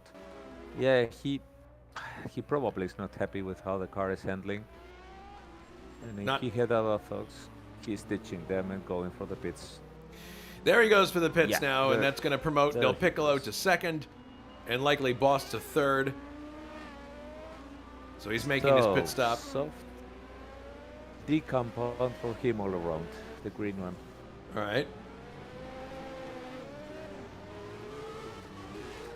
There he goes. A little bit of a slow getaway, but he's going to get away in third. Quite quick pit stop overall. Yeah, he's going to get away in third place, but just. Here comes Boss. So, all right, this is interesting. Boss is on warm tires. Bouchard's are cold, and he just got out of the pits, and Boss is right behind him. Has Boss pitted yet? I think that Juha would. Yeah, Juha will probably only try the overtake if he is not going to make a pit stop. Otherwise, there would be no point in risking it if he's going into the pits like in 1 or 2 laps. Well, we toyed with. We don't know. Maybe. Yeah, maybe that's a strategy of Juha. We don't know. We toyed with the idea. Sorry, we toyed with the idea of Bouchard holding back in some way and not making a stop at all. But clearly, that wasn't the case. So maybe John Team is just that good on this circuit. Goodness. So Bouchard continues in third place, but definitely with an eye on his mirrors, because Juha is right back there. Can see him clearly.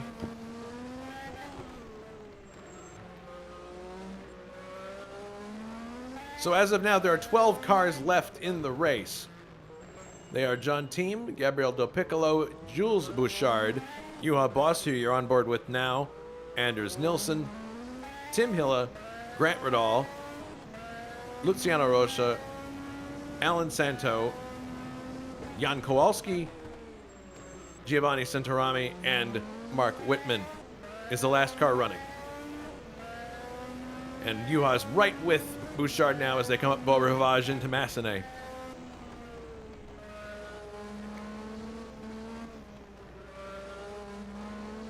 Yeah, and Grant is coming up to Del Piccolo now to unlock himself.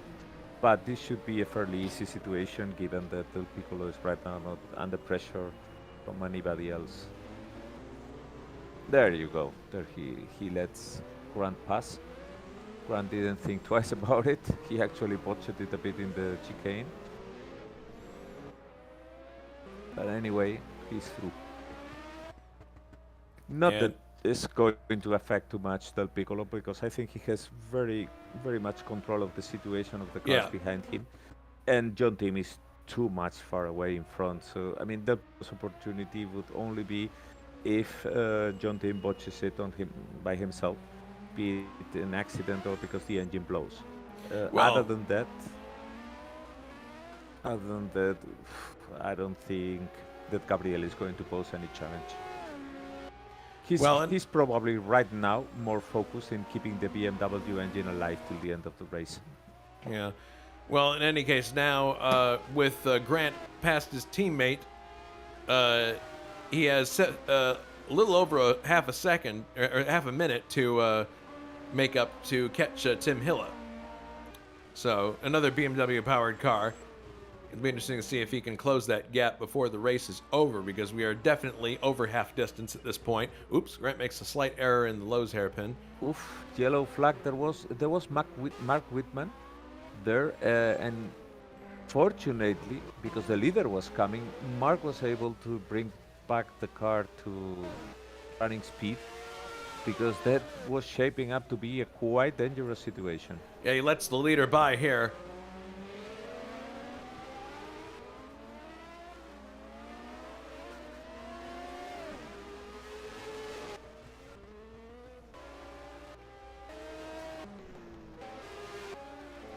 Phew.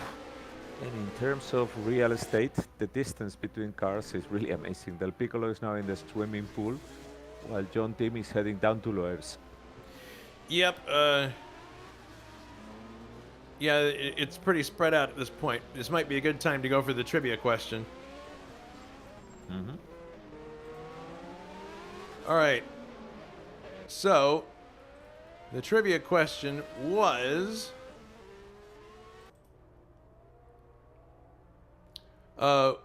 the 1929 Monaco Grand Prix was won by William Grover Williams driving which car? A, an Alfa Romeo 6C, B, a Bugatti T35B, or was it C, a Delage 15S8?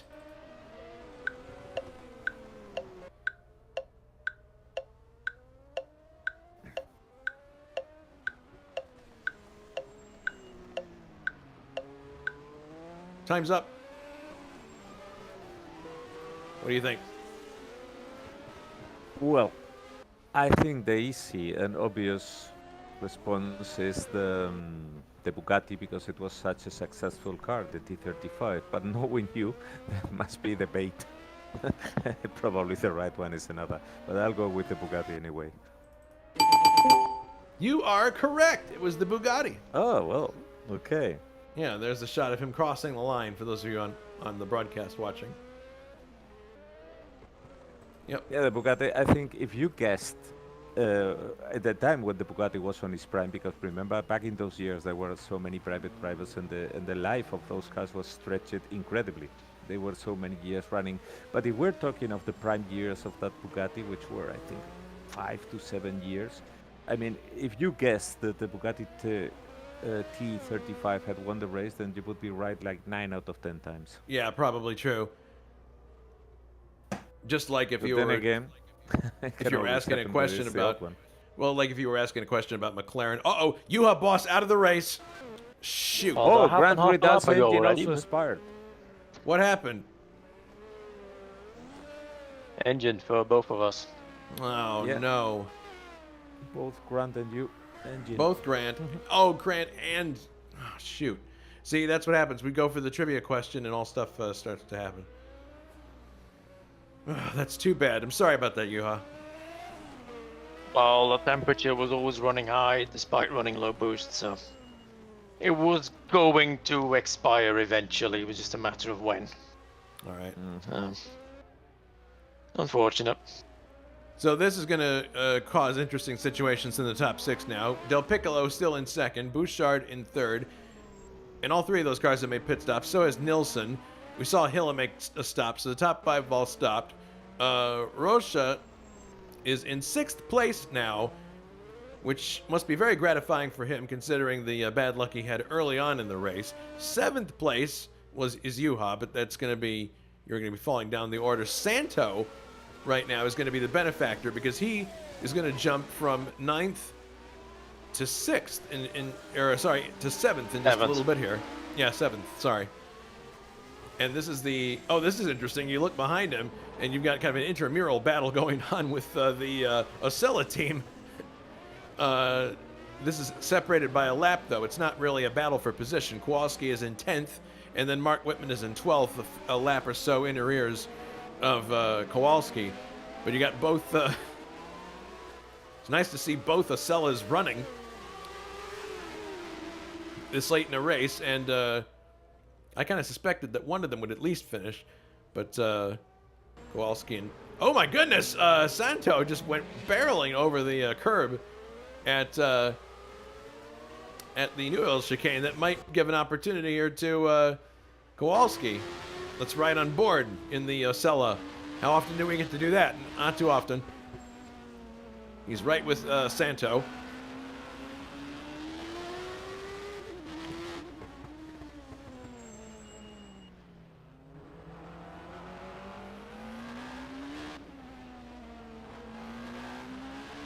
Oh boy, he's right with him now, heading down the main straight. Santo is faster under accelerate. Whoa, he just pulls out a bit of a lead right there.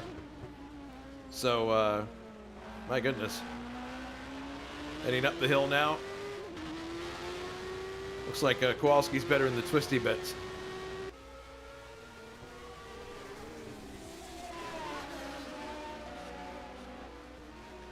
Those two better be careful. They don't want to take each other out of the race. I'm sure the Osella people won't be too happy about that. Yeah, they don't have many opportunities to finish. No. In any case, so. It's one of the few that they do. With Kowalski in 8th now, as the DNFs move down the line, that actually is going to promote Whitman eventually, once he accumulates enough laps. I've always liked the shape of these Osellas. I mean, I know they are. Well, you modeled it, didn't you? A bit. I did. I modeled these ones, but I think it's the archetypical 80s Formula One with that like beetle insect form, you know, very similar to the Indy cars of the time. Yeah. And it's when you look at one of these cars, it screams 80s.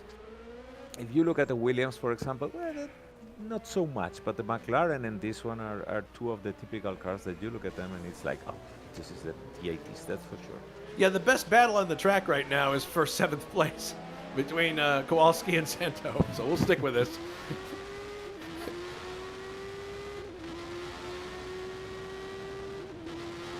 The Osella is powered by an Alfa Romeo engine, correct? It is, yes. Yes. Okay. Well, that would explain why it's very angry sounding and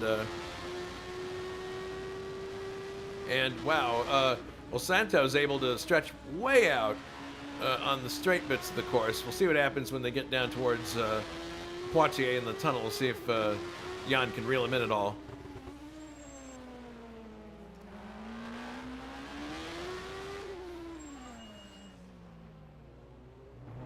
You have the accordion effect here in the Lowe's hairpin, but then, of course, it opens up again.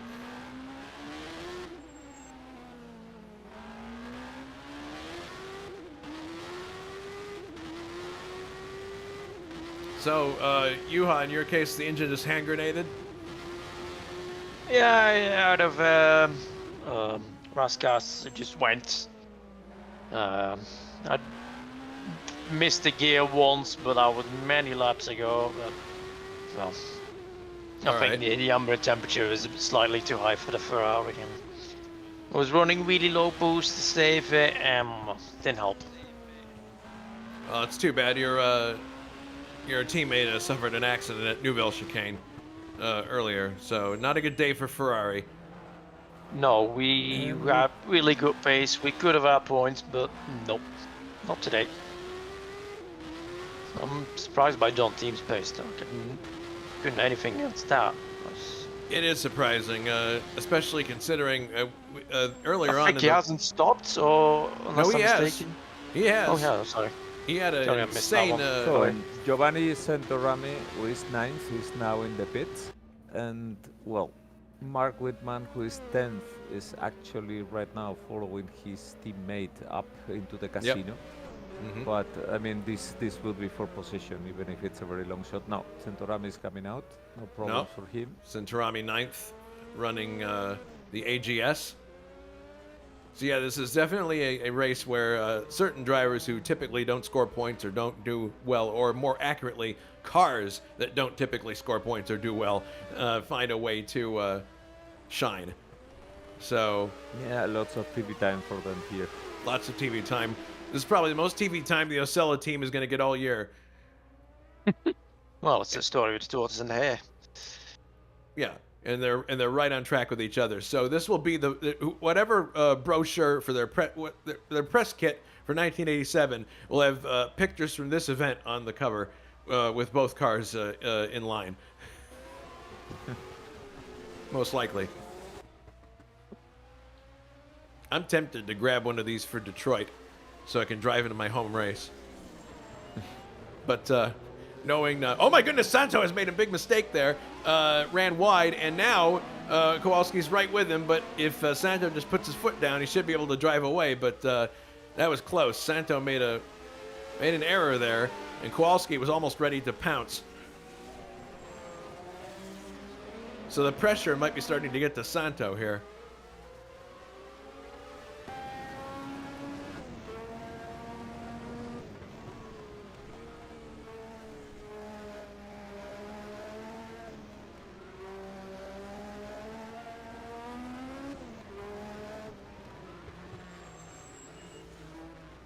Yeah, Kowalski's still right there with him. Now down to the Lowe's hairpin. And, oh boy, here comes Del Piccolo. Okay, so the battle's going to get interrupted for a moment here because we got the second place car coming through. And he's already dispatched dispensed with Whitman. And now Kowalski is going to move out of the way in the tunnel and let him by. And then he has Santo to take care of. Yep, there goes Del Piccolo. But this is gets himself in the middle of this battle, but we'll see now what Alan can do to make his life easier. There's a blue flag staring at... I don't know if it's lag. Yeah. I don't know if it's lag, but the Piccolo seems to be glancing the walls a lot. I don't know. But in any case... Alright, so... But Santo being in 7th place, that is an accomplishment in and of itself. We haven't seen much out of the minority team this year. And Santo being in 7th is an excellent accomplishment, especially at this track. Yeah, absolutely.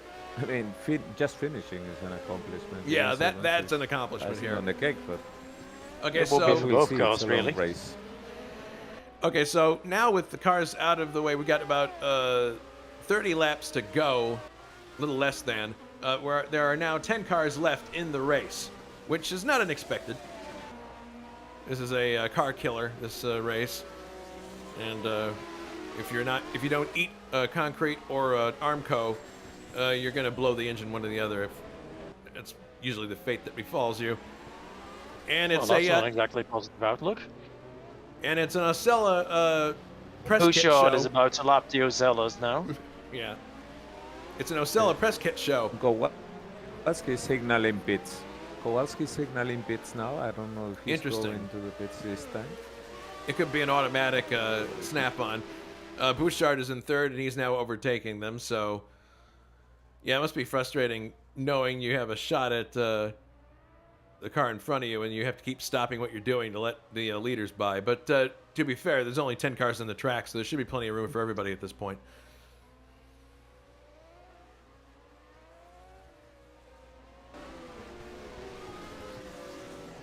Now, if Kowalski is going into the pits, this could be Harry or him. He just exited the swimming pool and Santorami the tunnel, and that would be for position. He does. He goes in the pits. Yeah, he goes.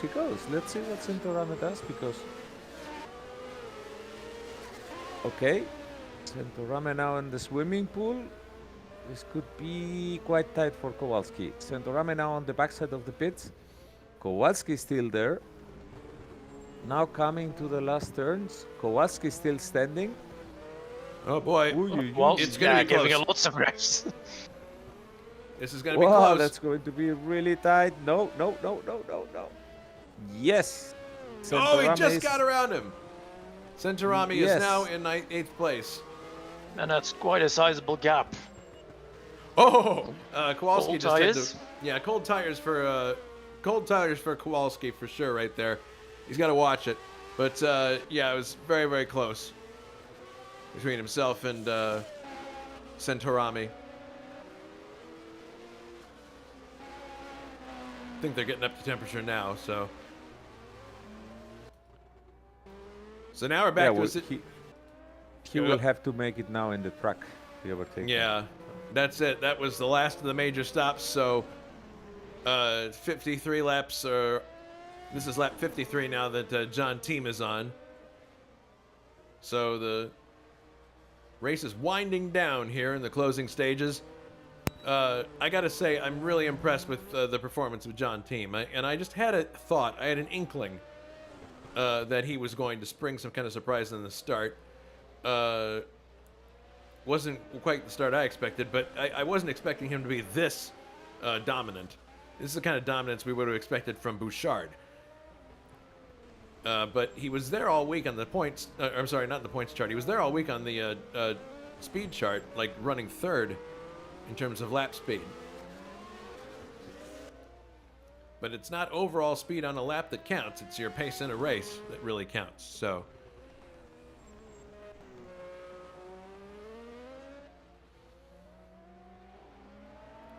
Reminder to everyone, coming up next week,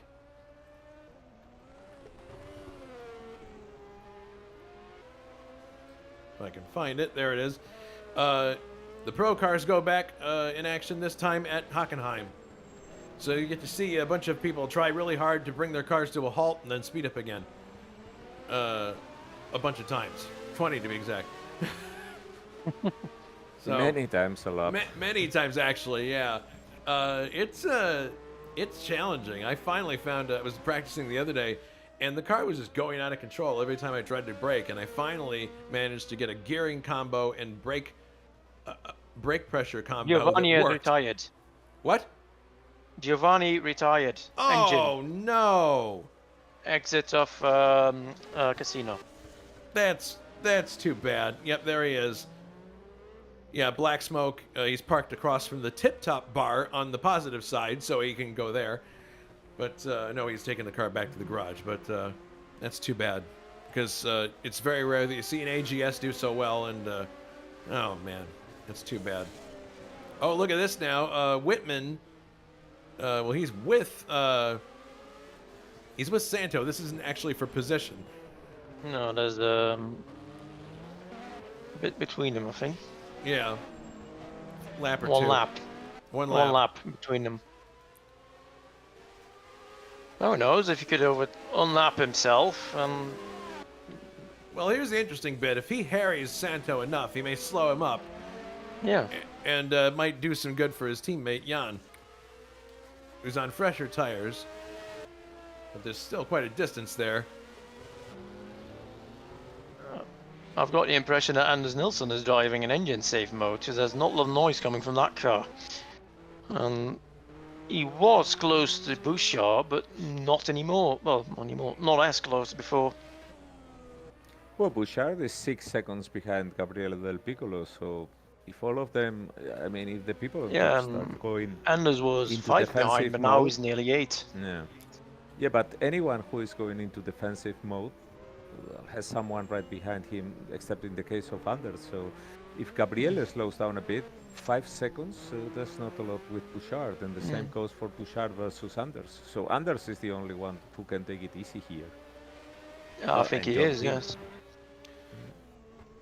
Although he's not. Well, no, he's actually. Anders is actually on Jules' rhythm, despite what looks to be driving it very cautiously.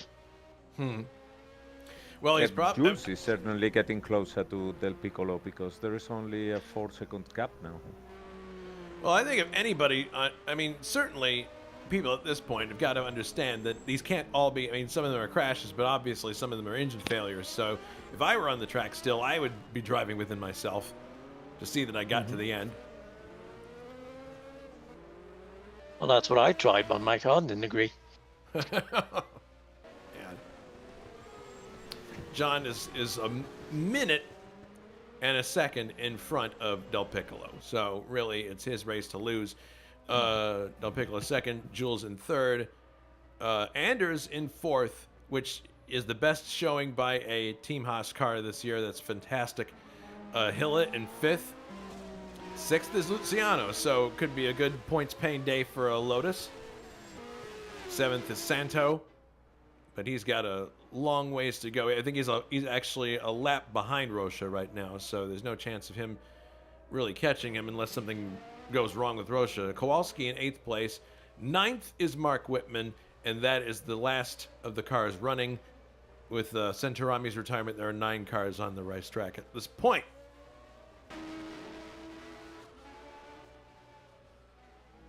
With just over a quarter of the race to go. Yep.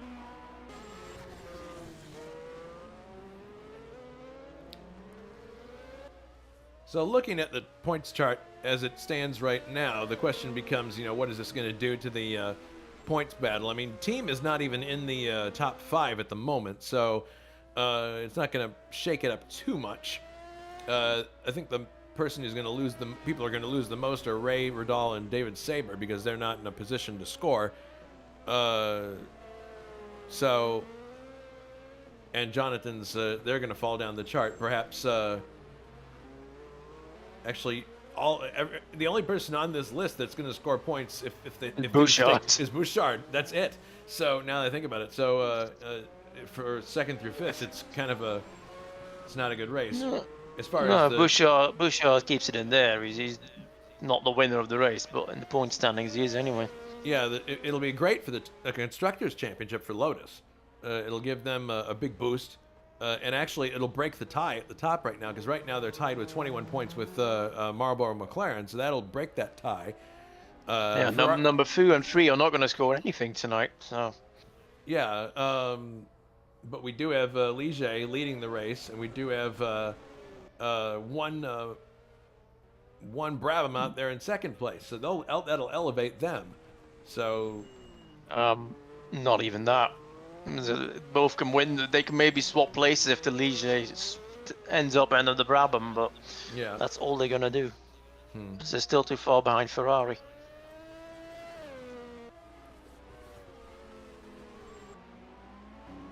Oh no! Oh, the problem for Jules Bouchard. He's off the track at I believe Mirabeau. That was the Mirabeau. Yeah, let's take a look at that in a replay.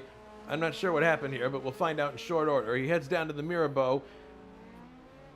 And he missed his braking point, I guess, and takes the escape road for a second, reverses, and then starts off again. Now he's the prime target for Anders Nilsson. Yeah. Well, mentally, that's the other thing about this race, is it's very tolling mentally. I think some people might start to have some mental fade here and there, and that's not to denigrate them. It's just what happens in a race. After a while, you just can't focus anymore, or your focus just starts to show some cracks.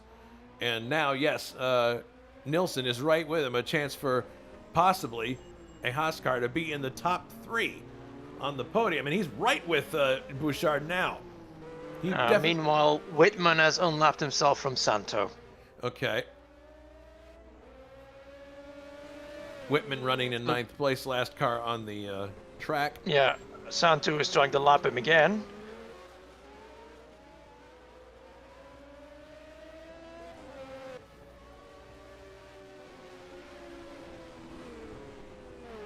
And he does.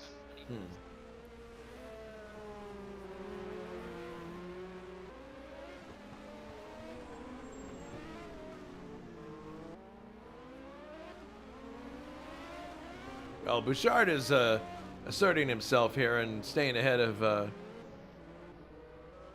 Staying ahead of Nilsson, so it doesn't look like this is going to develop into a battle unless Bouchard has another incident of some kind, which we obviously don't wish on him, but coming out of the tunnel here. Yeah, but that's been quite a wake-up call for him, because Yeah, it might have. he knows now that any minor error and Anders is immediately in front, and that puts some pressure on him, which in turn can produce more errors. So Yeah, well, maybe it's a wake-up call he needed, because he seems to be in good shape right now.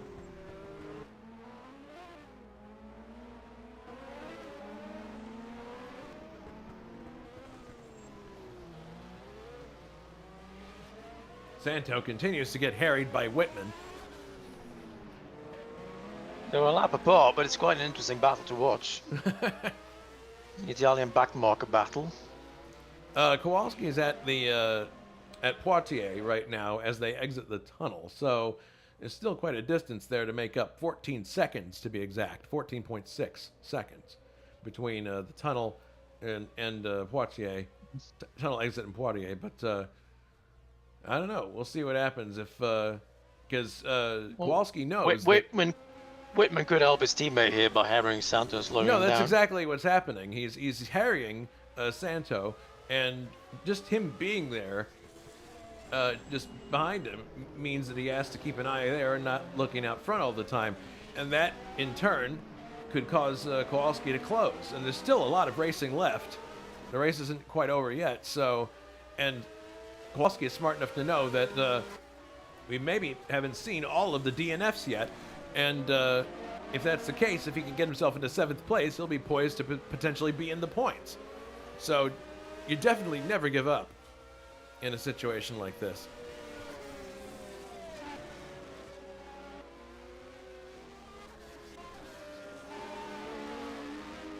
Oh, Santo with a big bite took a big bite of the wheel there.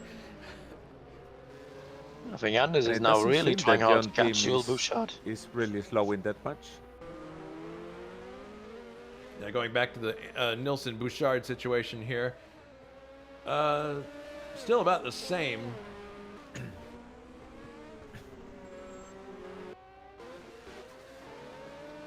And the gap has decreased between Santo and Rocha. So if there are team tactics being played here, it's working.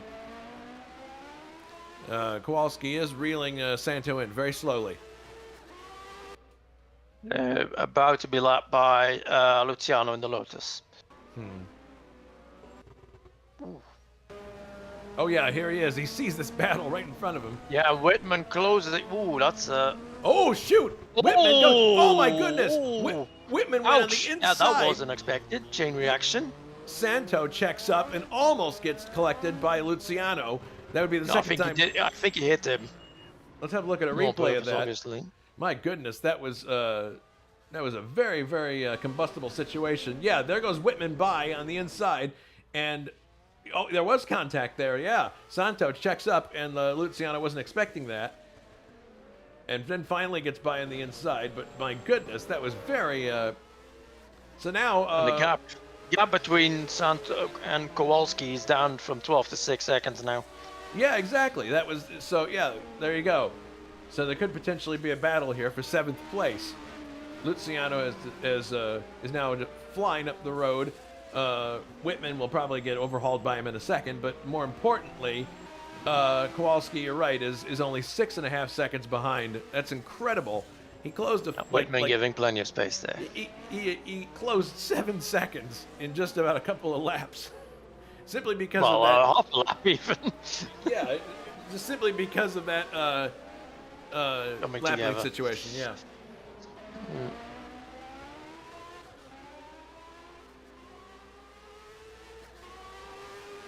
Meanwhile, Anders Nilsson is dropping a bit further behind Jules again.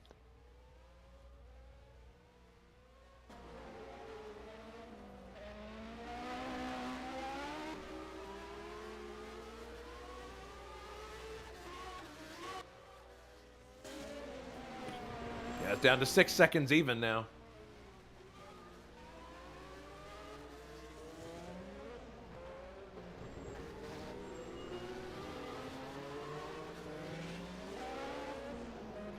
Now here's the funny part. Santo's still right with Whitman, so on pace they're probably about equal.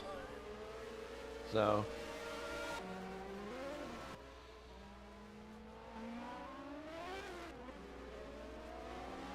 well,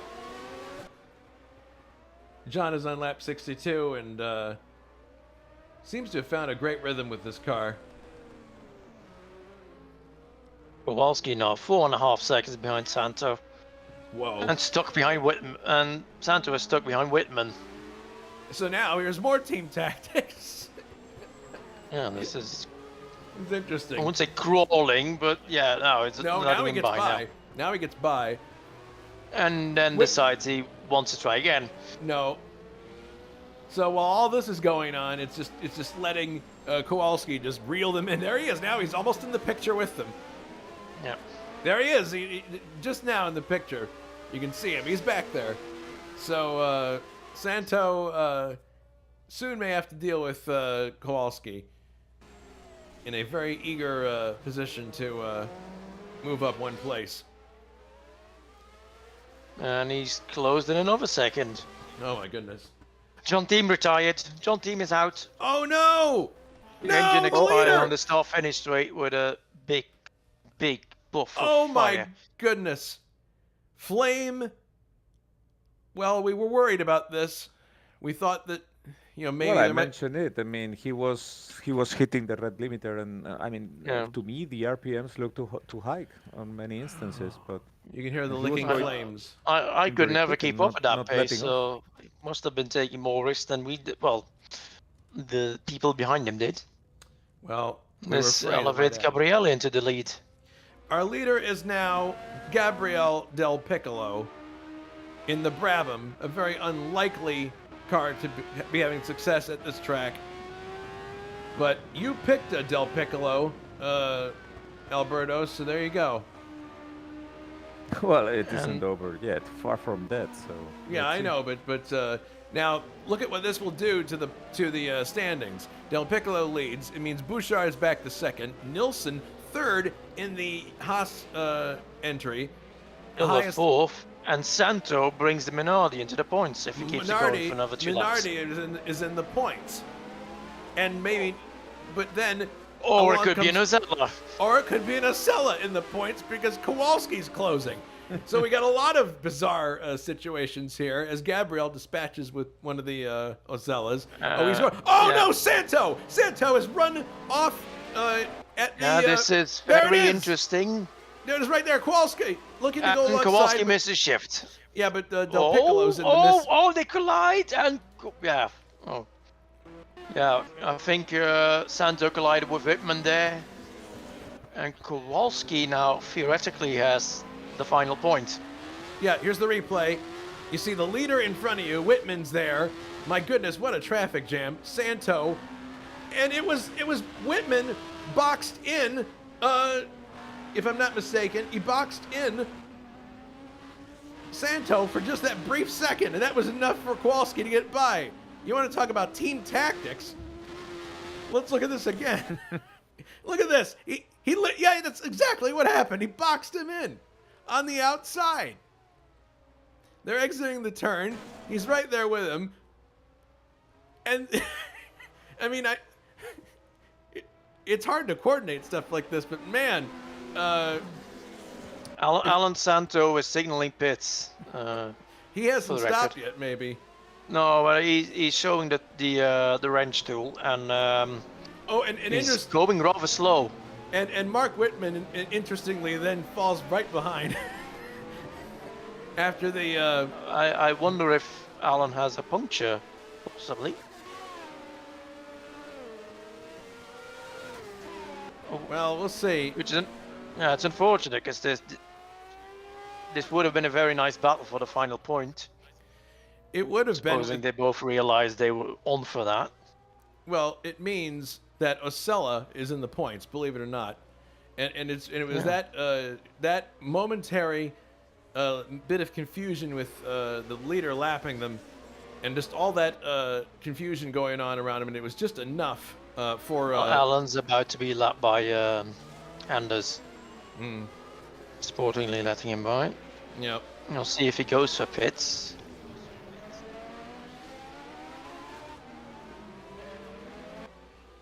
He does. Mm-hmm. I think Kowalski's got another lap to go before he, or maybe it'll be on this lap where he advances to 6th, and then we'll have an Osella in the points, which is just diabolical.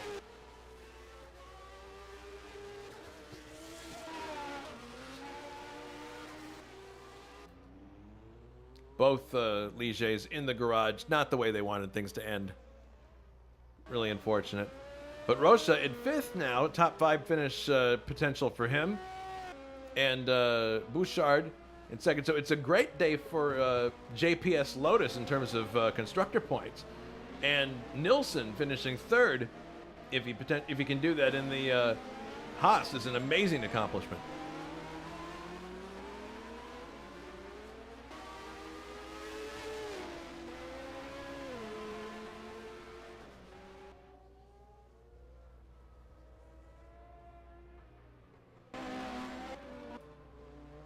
And Del Piccolo is taking so much care of the engine that Bouchard is only 2 seconds behind him. Yeah, don't look This now. is going to be... Don't look now, because Bouchard... Just checking, this was actually Alan's first pit stop, and I'm going to check if Yozellos have stopped somewhere. But Well, one of them did. Yeah, It was Bouchard Yeah, is actually Kowalski going... stopped. Kowalski already. stopped already, yes. So did Whitman, very early on lap, twice actually. That probably explains why he's so far back. And we do indeed have a race for the lead now. If we thought we'd seen everything, we had not. Bouchard is Bouchard now... is 1 second per lap quicker than Del Piccolo, but Del Piccolo is obviously preserving the engine as much as he can, and Bouchard is in full attack mode because he's getting close very quickly. This is going to be really interesting, and we know how wide that Brabham is. So, and all you have to do is put your car slightly offline here and keep someone back. Shades of Mansell versus Senna at the end of the '92 Monaco Grand Prix. We could see here. And look how in the tunnel Del Piccolo was able to distance himself a bit. And he's probably using a bit more boost, even if Possibly. maybe short shifting it a bit. But What that indicates is that if Del Piccolo is making his car wider, the only chances that Bouchard has for passing are like in the getting the run in the tunnel and running up the hill. And well, that's actually the strongest points of the BMW. So But look at this. He's definitely got the attention of Del Piccolo as he smokes the tires going into Rascasse. Out to Anthony Noga and heading on to the main straight. But look at him close. He's right with him now.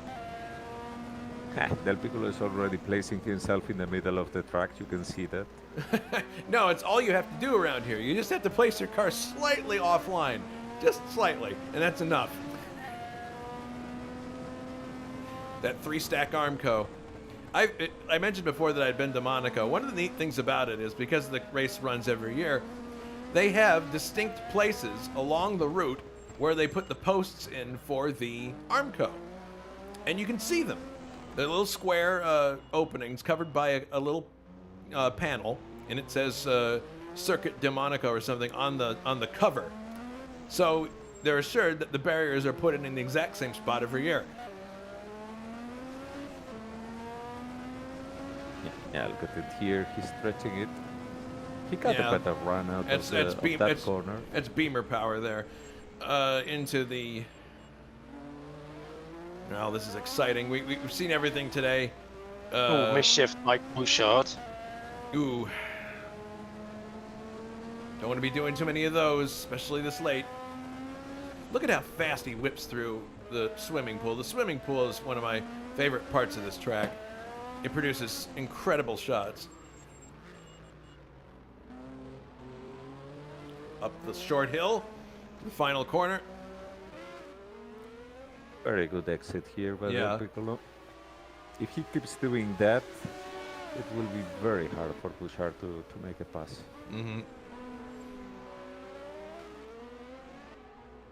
So we have a Brabham leading, a Lotus second, a Team Haas Lola third, a Benetton fourth, another Lotus in 5th, and an Ocella in 6th. That is a really good spread. Keep the keep the Constructors' Championship interesting. Bouchard right with him again, now as they head through Mirabeau. Yep. Whitman has just overtaken, well, or exceeded John Team's distance, so he's officially in 8th now. Incredible. And hurrying his teammate. And Del Piccolo is keeping an incredibly cool head, because I can see that he's shifting as always. He's really not forcing the engine. He's going slow, much slower than Bouchard, and that's why he has caught up. And yet he has the power in his will to keep at that pace, no matter if Bouchard is right behind him. When I guess that anyone else being there in the lead and looking at this would have said, "Oh, damn it, let's put some more boost and go quicker." Well, in any case, it's been a very, very exciting Monaco Grand Prix. I figured it Still would have be. 10 laps to go. Yeah, there's still 10 laps to go. I figured it would be a very exciting race. This series, a lot of work. I've mentioned before, but it bears repeating. A lot of work goes on behind the scenes to make the mods what they are, and make them desirable to drive, and make the championships interesting. So, if I'm Richard Wilkes or David Saber or the people who work on the stuff behind the scenes, I'm gratified by what I'm seeing. It's a good race, interesting competition. I'm glad your Zellos are finally shown after all the time I spent painting them. Well, in that case, let's give the Ocellas more TV time. Well, Kowalski's... I think the battle for the lead justifies remaining near the front. Yes. Yeah, there they are in their Edmondo liveries today.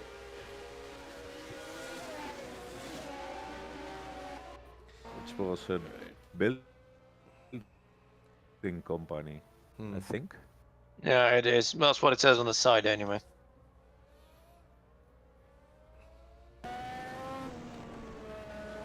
And we've got a car sponsor, John Player's cigarette company chasing a car that's sponsored by a typewriter company.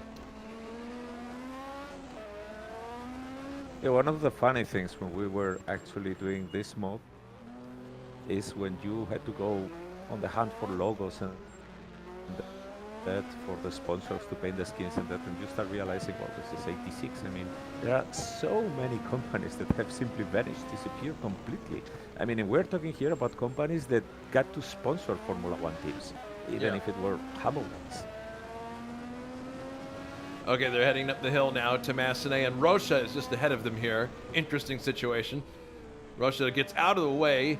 That's not easy to do there at Massenet. That was very, very well done by Rocha. And now Del Piccolo looks at him. Ooh. Dang. Oof. Right with him. Oh! Was that contact? Almost. Maybe there was, but... Can't get much closer and not Del have Piccolo's contact. car didn't seem to be unsettled, but yeah. Wow, that was close. The chrome horn I'll have a look at it. Working. Chrome horn.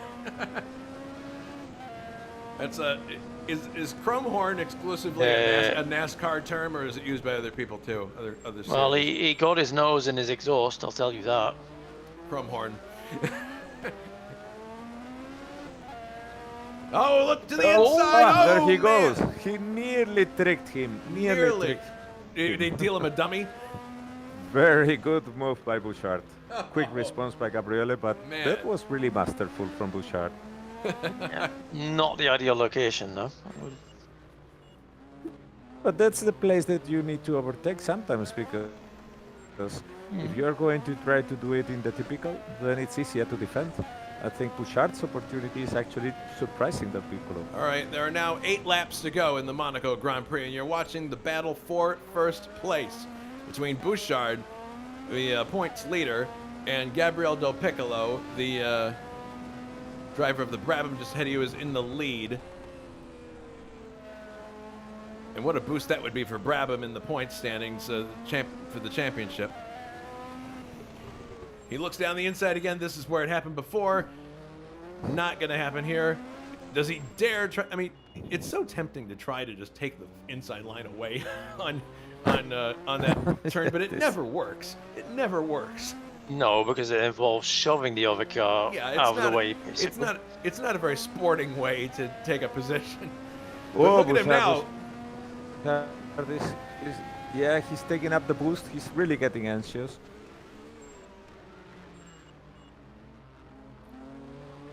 It's funny how Del Piccolo absolutely kills the car there in the chicane, so that Bouchard has to stop even more and has the worst exit possible. Look at that. Man. Oh. Ooh. Very impressive defensive moving here by Del Piccolo. He doesn't seem to be doing anything else than going his own line. But the key here is how Roger's his timing engine is things. expired. Roger's Oh, engine expired no. in exit of Rasgas. Which means that the Minardi is now in the points, Oh my goodness. providing it completes 2 more laps. Yeah. White smoke. Goodness. Well, Hilla now moves up to 4th place. Rocha is 5th. Kowalski 6th. But Rocha is going to fall down the order in a short bit here. And then we'll have Kowalski in 5th place, a top 5 for an Osella, and a 6th place for Minardi.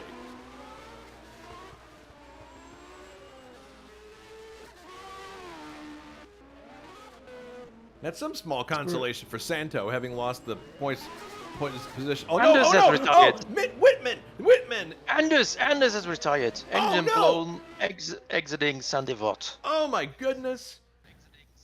And he's up. Yeah, there's the flame. There's the proof. He's parked on the uphill bit towards Massenet. Oh, that's too bad.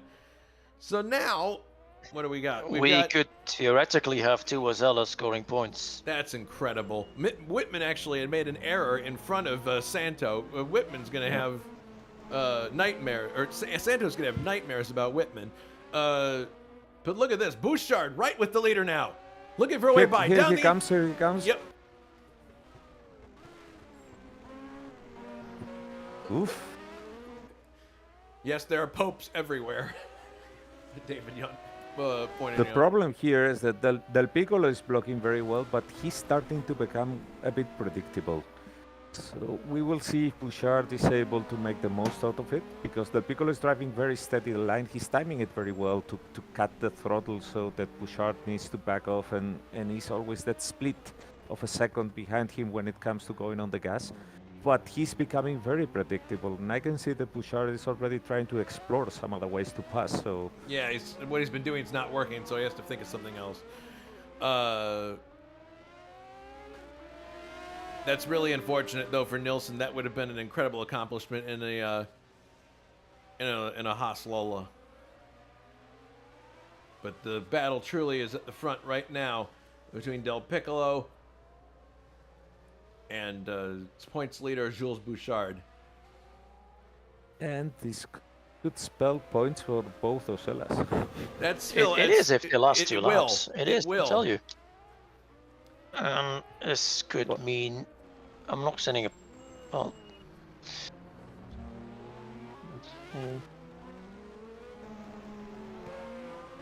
Well, a 4th place for Nozella would it be? I think. So 5 laps. Kowalski's out. Kowalski's out. Oh no! Oh, and Whitman as well has blown his engine. Both of them out. Oh, I don't believe it! Just as we said. The Yeah, the Osella dream comes to an end. The Cinderella has to turn in her shoes. Oh, the ball's over. And it's real unfortunate that neither. Well, it happened in the same place, by the way. Neither had overtaken the retiring Lotus, so it's still 0 points for Osella. My goodness. So Santo's gonna get gets his 6th place back now. Well, he get 4th place now. Whitman is still crawling around with a bonfire. Yeah, but only because he's in a downhill section. God, that's So so Santo, frustrating. kudos to Santo for sticking with it, because now he's in a position, do I dare say, to get points for Minardi. Well, if you're talking Roche. about points, I need to do the maths to see if who will actually get those points. Because of the percent of finishing the race rule. Yeah. That's the other reason. There's a you have to finish a certain amount of the race in order to score points and be classified. So Here comes Bouchard. Here Bouchard. comes Bouchard And again. he's up the outside, and he gets it done. Bouchard takes the lead from Del Piccolo in Sandoval on the outside. Incredible. I didn't want to interrupt you, but I had the feeling that he was Yeah. more or less like playing a follow the leader game, but he was actually, it was a ruse actually, because he There he was goes. waiting Oh until my Del goodness. Piccolo got confident. Incredible. But it's not over yet. Still have 4 laps. 56. Four laps to go, including the one they're on. Okay, I've just done the maths. You need to do 66 laps to be classified. So, Anders Nilsson will still get a point for 5th place, despite not finishing. Well, that is some consolation. And Luciano will get the point for 6th. Well, that's good news for the Lotus team, but that was an incredible pass by Jules on the outside at Sandoval. That's just that's the second time we've seen a pass like that today. That's very hard to do. Yeah, and even so on a driver like Del Piccolo and on an engine like the BMW in that Brabham. So, but let's see, because as you said, this isn't over. They are coming it's to not. a lap car. It's Santo. Gabriel is not giving up at all. He's still going for it. Heading up the hill here. Bouchard had a slow exit there. Look at this. He's right with him. He's going up the outside of Massenet. They touch. Oh my goodness. Del Piccolo still in second place, but that was very close. These two are not going to leave anything on the table. Goodness.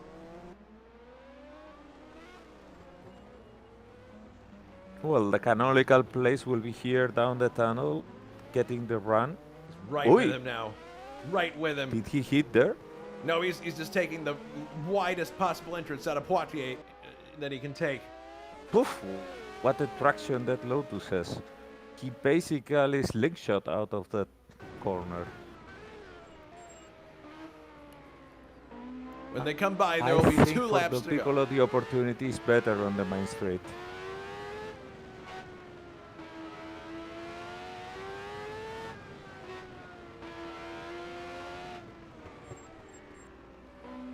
Oh my goodness! Look at how close we are Yeah, now. in this section, Del Piccolo is all the time much quicker. Oh no!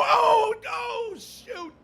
Del Piccolo overcooks it, runs into that. I'm really sorry to see the battle end that way.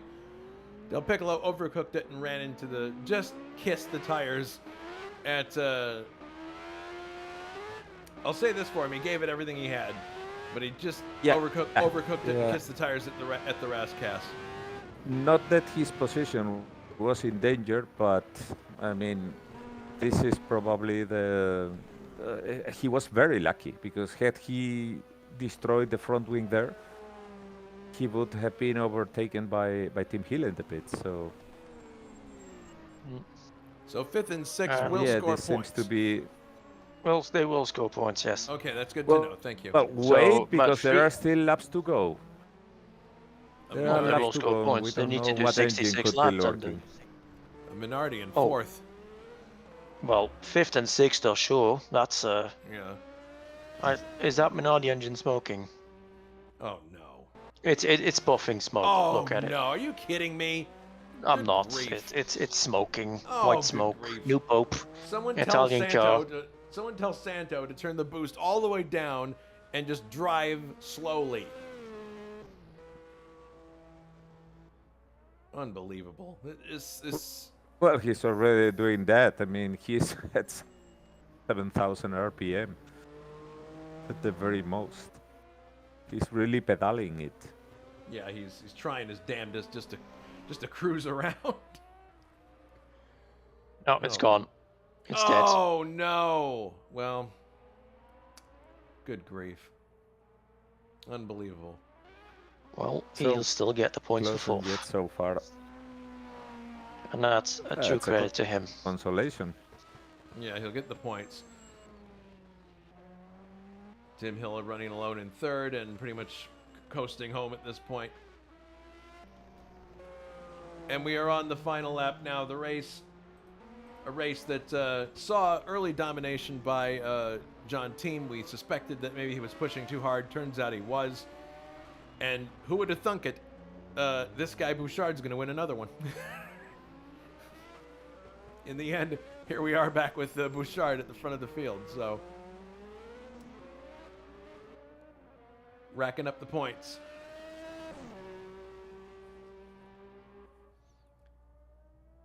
Bouchard down to the Nouvelle chicane for the final time. Smooth, no histrionics.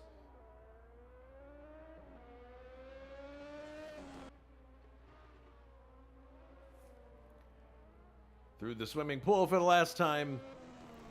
No problems. So it looked very much like he was being put down, or had been put down by the Ligier team, but he persevered, and here it comes now off the final corner onto the main straight. Comes across the line now, and there it is. Jules Bouchard has won the Grand Prix of Monaco, and he pulls off right away to do donuts by Saint-Devote. Although he's boxed in now by the tires. Second place, Gabriel Del Piccolo, who made a valiant try to catch Jules at the last moment. In third, still running, having not captured the place just yet, is Tim Hilla. But a great effort from him today. That'll give Benetton some much-needed points. I'm not sure when they're going to get their upgrades that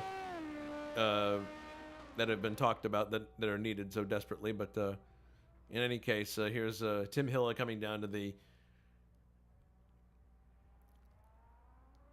Nouvelle chicane for the last time, and now he's coming to tobacconist. Top three in the Monaco Grand Prix is always a good thing, even if everybody else is out of the race.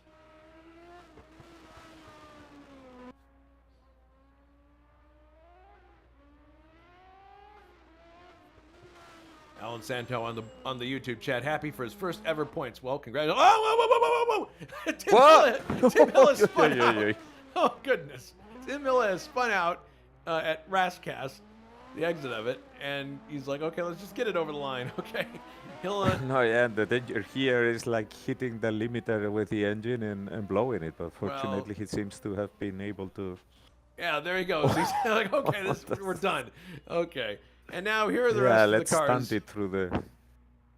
Here are the rest of the cars in order. These are all out of the race. And there are only 3 cars that technically finished the race. Here are the DNFs. Alan Santo, who will pick up points for the distance covered, and so will Anders Nilsson and Luciano Rocha. In 7th place is the first of the Ocellas, Jan Kowalski, and teammate Mark Whitman. They were on TV a lot today, and unfortunately it all came to nothing. That's too bad, but in any case, both of them out of the race. 9th was John Team, who led a large portion of this race, and in the end, just the engine gave up. 10th, Giovanni Senerami. 11th, Juha Boss. 12th, Grant Radal. 13th, David Saber. 14th, Brian Janik. 15th, Damir Karatko. I hope I'm pronouncing that right. 16th, Ruben Fernandez. 17th, Oscar Team. 18th, Johnny Aces. 19th, Ray Radal.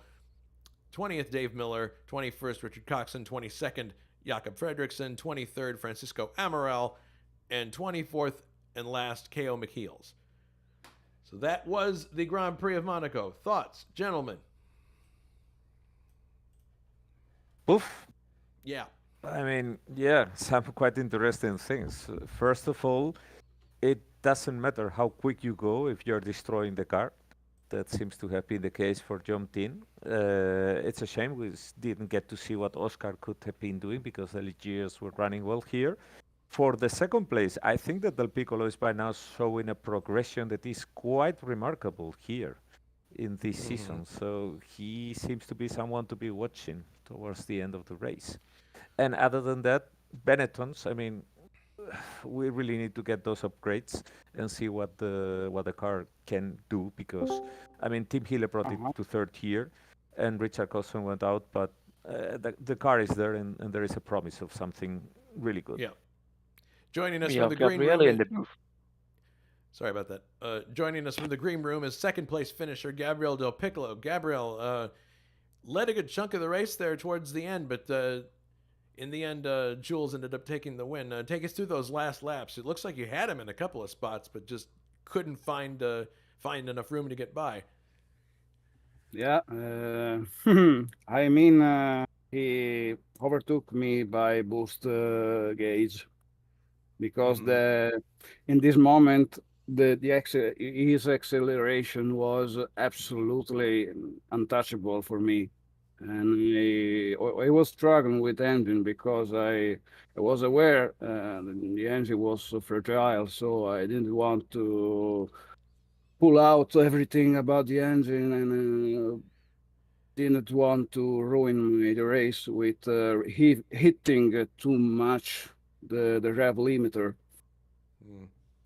Well, still, podium finish at Monaco is excellent. And we also are joined by Jonathan Asserclint, who crashed earlier in the race. Sorry to see you out of the race, Jonathan, but hopefully you got to see some of the race on TV after that. It was an interesting race. Yeah, I watched a little bit of it up until Juha unfortunately retired and been talking since. Any questions? Any questions for our two drivers from or three from Alberto? Well, I think we have already been mentioning it before, just when Gabriele was joining. But Gabriele, there is some progression here. You seem to be feeling much, much better with the car now than at the start of the season. Are you already starting to understand it well? Yes, the car got some upgrade, as you know, and the car feel better now and less understeery, and I got a better balance out of the car, and I ran with maximum amount of wings. So I had some struggle in acceleration zones, and but into twisty sections, I was so competitive. My car was very, very very steady, and likable to drive. So I'm quite happy about my performance. Well, it's certainly. Well, you can be.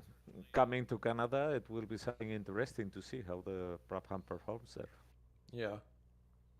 And Yeah, could be. It could be. And more in Spa, I guess. All right. Well, we thank our two drivers here for joining us in the booth. Reminder to everybody of what's coming up next week. We have the Pro cars back on the track. The support race for the 80 German Grand Prix. This is the fifth round of the Pro Car Series. Sunday, March 12th. Race starts at 2000 CET. That should be a very interesting race. But once again, thank you everybody for watching, and thank you Alberto for your comments in the booth. Thanks also for joining us, Juha, for the latter part of the race. And so that pretty much wraps it up from here. So for myself and Alberto, Gabrielle, Jonathan, and Juha, this is Jason White saying so long from Monaco. We'll see you next time. Everybody take care and be safe.